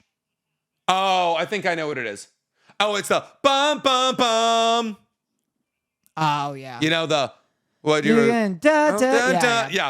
I don't love Vox's part singing wise in this. Lucifer's is better. Lucifer's is great. That guitar riff. Yes. Rips. So goddamn That's good. Awesome. I like when Vox is like, this coward thinks that we all like when it's swooping around him. That part's great. I don't love the like Vox Populi, the people's choice. I like that a lot. I don't love it. What if we flip the script? Yeah. Oh, dude, that's so sad. That has been like my vocal stim, dude. That's that bump, bump, bump. Like, but like Lucifer's part, I would, if I could just like cut Lucifer's part, I'd play it for fucking 7 times over. That's what I'm saying. That's the gamble with having these key changes is Yes. like, I usually really like them, but you risk having a song where you only get like 30 seconds of a part you love and the rest is just okay. This is it. The attention. But then you get it back in Vox Die, where he's like, I'm the motherfucking king of hell. Cause I'm a sinner. I'm a saint. flame. The Mortal world is scared to say my name. Hi, I'm so spooky. Okay, I'm the shit. Yeah, dude, he's so good. He's awesome. But then, yeah, in Vox Die, Vox does it, where he's like, cause I'm the Fuhrer. Yes. And it's like, but like, I'm immense. But it's like a dubstep backing, and it's slower. It's really good. I love the lyrics in that. I'm the Fuhrer. I'm immense. I'm Yes. the avatar of your consequences. Is awesome. That's sick. Yeah, I'm gonna combine these, I think. Oh, really? Because Vox Die's like 15 seconds long. I don't combine them. I think Vox Populi by itself is an S. Because I not only love Lucifer's part, but I also Hail Vox Populi, the people's voice. I love that part. Vox Die, I gave a B. I said hardly a song. Reprise of Lucifer's part, good though, low B. It's hardly a song. I give it like a mid A because an S has to be a song that I love every part to. Yes. And this, I just don't love. What if it was that just middle. Vox Populi? If it's just Vox Pop, yeah, it gets worse without Vox Die. Oh, really? I like Vox You Die. like Vox Die more than Vox Populi? I don't like the middle part where he's like, and we can make hell great again. Yes. So yeah, if you remove the middle and it's just the Lucifer's part and then Vox Die, it's S. Because that would just be Lucifer's part and then Lucifer's part reprised, basically. Yeah, exactly. Man, I'm going to listen to this song immediately.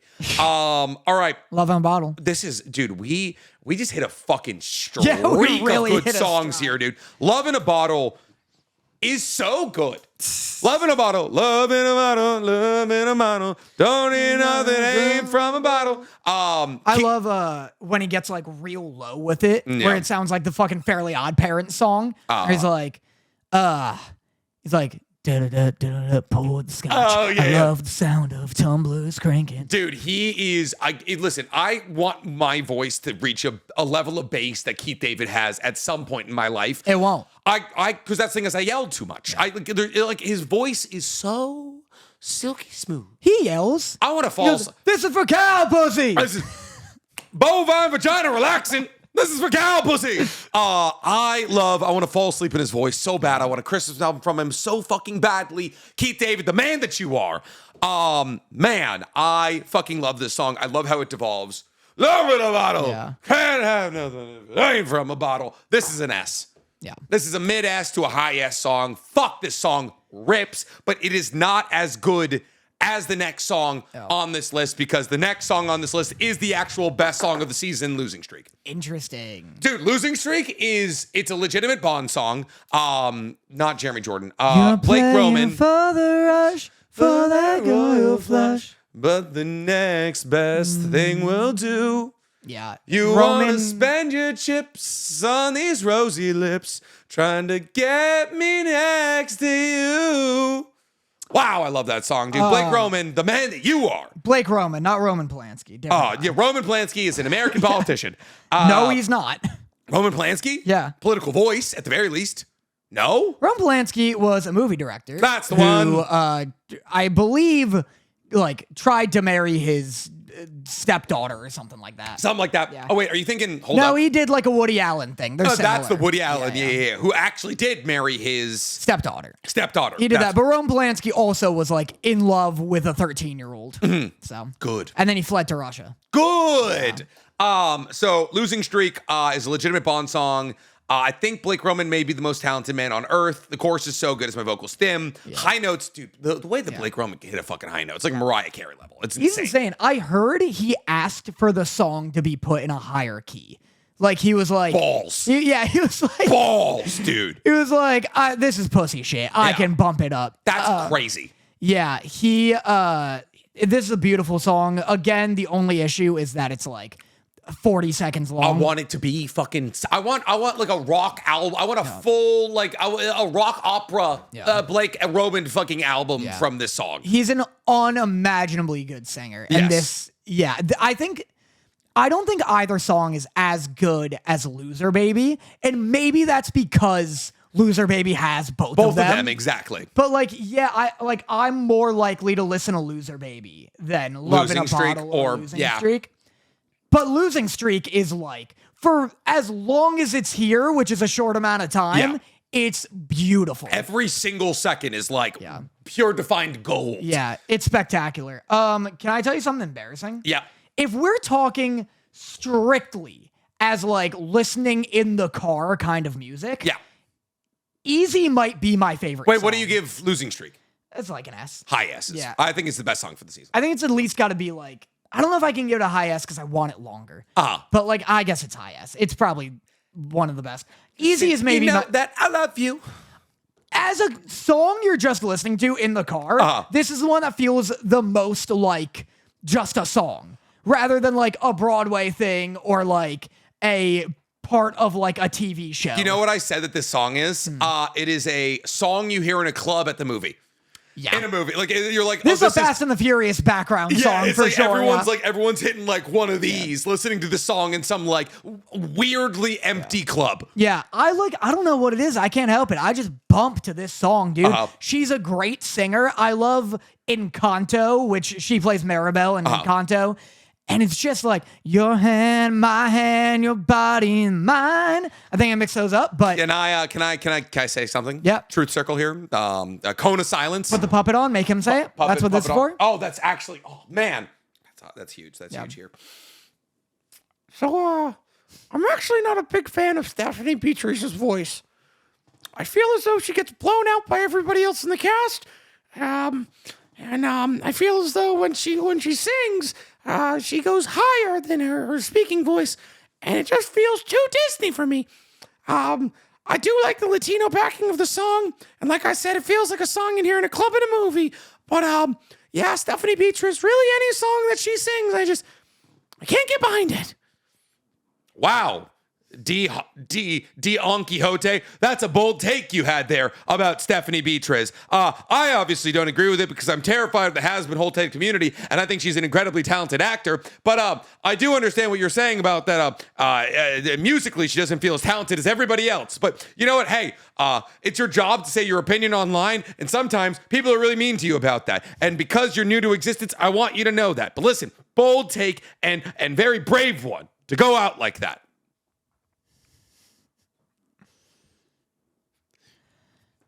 I've wanted to leave this podcast for quite some time. I've been doing this as a pity thing because I know your channels have been dying. Okay.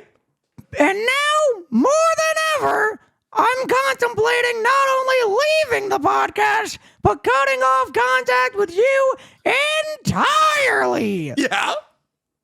That shouldn't hurt too bad, considering you just met him. Well, listen, it's only his second episode of the podcast. Exactly. So I appreciate it here. Felt like there was some kernels of truth in there. One or two kernels of truth in there from Frank. That's fine. I mean, I can't, make decisions for what Frank says. No, that's fine. That's fine. Close your ears, Don Quixote. Don Quixote here. That's a crazy take, I will murder any editor I need to make sure I am not on the firing end of that take in the in the TikTok. Because I listen, whatever, all of Vaggy's songs, I just don't find that impressive. Interesting. This, like we both said, this is very much a Fast and the Furious kind of song. Yes. That just bangs. I don't know. I just really like it. But I also do like the Disney songs a bit more with like Piss. Definitely sounds like a High School Musical song. Yeah. Yeah. That's crazy. I love her voice so much. Yeah, I don't. It's just it's too high for me. Yeah. I don't know, something about it is too high where I'm like, it's not like Blake Roman high where it's like impressively high. It's like nasally high. Is it because it doesn't sound anything like her speaking voice?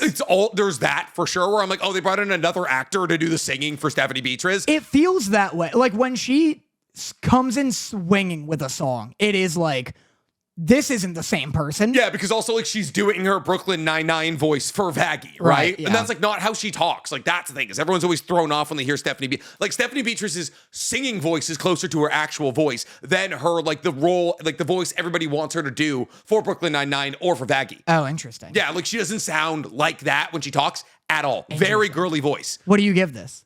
B. Low B.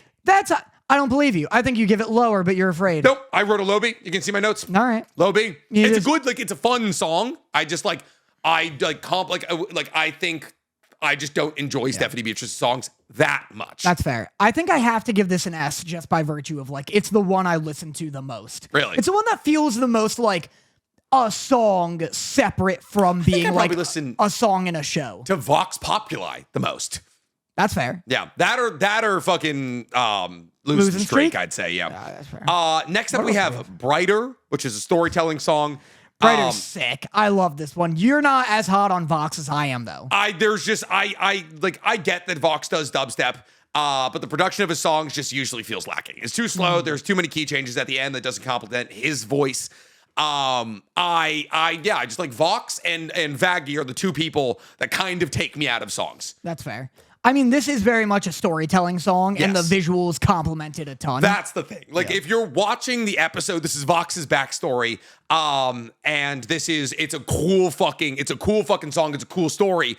Song compositionally wise, like, I'm just judging the music. I don't love it. I give it a low C. Low C Low is C is what I crazy. give this song. Yeah. Whoa. Wow. I get it because it is very stop and start too. Yes. Like, this is one of the songs that is the least like a song. It's the most like, this is a musical song. Yeah, right. We're using it to tell a story Yeah. song. I like it a lot. I think it's at least, it's like an A for me. Like, I love Vox. I love the way his voice sounds. Yeah. And I like a villain song. Brighter's cool. Live to Live. Live to live. Till you die. I love the message behind the song. I love the orchestral backing. It's powerful. It is the best Disney-esque song.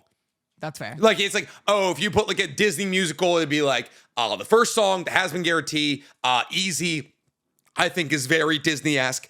And then Live to Live is here. And I think Live to Live is the best out of those because this song is fun. And any song with Sarah is a fucking blessing, dude. Do you think this is Pench's best song? Yeah, I'd say so because Like You is not great. Piss And you hate Piss. Piss is not great. I think Pench's fucking shines. Pench's shines in any song he's in, but I think Live to Live fucks. I like it. I also agree. love that. I love that they put it starts with sorry. Yeah. It starts with Charlie. Yeah. Awesome. I think it's a mid A. Probably I'll give it like a B plus. Wow. Probably, That's yeah. low for Live to Live. I think so. I'll have to. I don't remember what I gave it when I listened. It's just to so it. powerful. Live to live. Oh Yeah. man, I love it. I love it. Yeah. Just like I love swelling orchestral backings. Like I love like classical, like really like classical feeling songs coming in with power. He also loves Sarah. I love Sarah, dude, and she's so good in this song. And so is Pentress. All right. Interest. Pinterest, yeah. My favorite. Well, fucking, this is gonna end up on a Pinterest board. It's gonna be fucking my death. When I think about the future, is like the most whatever fine song. Group ever. songs are not the strength of the show. Yeah. They're just not the strength of the show at all. Like, it's just like, I feel like with group songs, we're so dedicated to like fitting in 5 seconds of everybody. I can't get enough of that individual person, you know? Yeah, we get a little bit of Abel singing Gravity, which Yes. is fun. But yeah, this is just a very okay whatever. We song. get a Once We Get Up There reprise, which is fun, but like I said, I just don't enjoy Val or Velvet's parts at all. There's a lot of key changes. We get more Gravity content. Sarah closes the song. Oh wow, so I gave this a low A. Oh wow, okay. Wow. And turns out I loved it. I never, when I think about the future, I apparently gave a low A here. Yeah, That's so funny. Hear My Hope was my issue. I was mixing this up with Hear My Hope. I don't like Hear My Hope at all. Whoa. Yeah, wait, when I think about the future, I actually quite liked because Sarah closes out and we get Abel's fucking Gravity part. That's so funny. Yeah, never mind. I was mixing up Hear My Hope and when I think about the future. When I think about the future is fucking great. That's so funny. That's a great song. You had both Abel and Sarah in a song. You're not going to give that an A? What do you give it? I give it like a C, like a C? B. It's so fine. C. Fucking Hear My Hope is so fine. Hear My Hope is so Hear elevated. my hope. Let it rug out. It's just it's so fucking, it's so bland. It's so boiled chicken. Hear My Hope. I understand that take. The Abel part is just like maybe my favorite part of the whole series. Yeah, that's fair. So it really does drag this song like 2 rungs up. Yes. So if this is like a C, it at least has to be an A because of that. That's kind of fair. It's just the rest of the song is so silly / boring. Yeah. It's a bunch of people walking up together and being like, just singing away problems with their energy beams they can shoot out of their fucking hands for some reason. It's silly. It's Yes. very Disney and very silly, for sure. But Abel's part is just the Fall Out Boy song, so it is fucking good. Man. So I give it a high C. I give it like it. Abel's part still doesn't even touch Gravity, for being real. That's wrong. It just doesn't. That's incorrect. I love his part. Abel's part is good. It's not as good as Gravity. It's not as good as Lucifer's part in Vox Populi. It's the best part of the whole season. Crazy. Dear Dad, tell me what you would have done. You're in such a Fall Out Boy era. I just love him. You just want to be the friction in her jeans. I just want to be the friction in your jeans. I'm sorry. And that is the ranking of all of Hazbin Hotel's songs, ladies and gentlemen. I guess we did have a lot to talk about today. So yeah, I mean, look at our tier list. See whose is better. Vote whose tier list is better in the comments below. We'll do a poll. Let's do a poll. We'll do a poll, and then Stank will put the 2 tier lists, and we'll see which of us did better in terms of ranking. I have a question. Yeah? Did Frank hurt your feelings? We'll talk about it after the podcast. I don't want to talk about it after the podcast. It's a post-podcast conversation. Frank did hurt my I feelings. was just joking. Nope. There was a kernel of truth in that There's joke. no truth. There's truth in every joke. There's no truth. It's an offline conversation for sure. Boo. Boo me. Oh, wait, we already did our news, and we haven't done our best boys. Who's your best boy? My best boy this week is going to be, I'm going to say all of you. I'm going to say all of you that put pressure on Amazon to delete an AI dub. All of you out there that won't stand for AI fucking taking over any space in the creative world whatsoever. Those are my best boys. I need those people in the front line. I'll give you a little forehead kiss to everybody. Also, my best boy of the week is the family that adopted Nola. Oh, nice. I was going to say, it seemed like you had a different best boy and then did the AI thing as a pivot, but yes. Nola got adopted. Mama, the mother of the litter of puppies.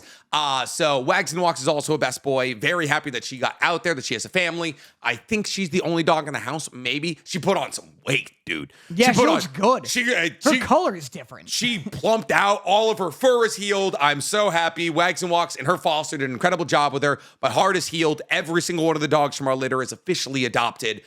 They sent up Sleeping Beauty and Princess. Or no, the 2 black girls got sent up to Oregon because there's basically what Wags and Walks started to do. They're trucking dogs from LA to places that have less stray dogs, basically. Right. And they're like, there's a need for dogs up there. And so they got trucked up, they got adopted all but immediately. So all 8 of my puppies and Mama have been adopted. My heart is full. Nice. Yes. Yeah, no, I saw the picture of Nola and that, she looks great. She might be an 80-pound dog. She's huge. She got big. She turns out to be very big. Yeah. My best boy is the manga Kingdom. Have you heard of this? Mm-hmm.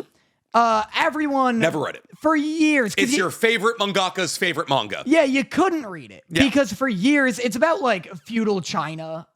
It's some mythical period. Because I bought the first volume. It's like the Lu Bu ass period of China. It's Lu Bu ass China. Yeah. But everyone, like you said, it's your favorite mangaka's favorite manga.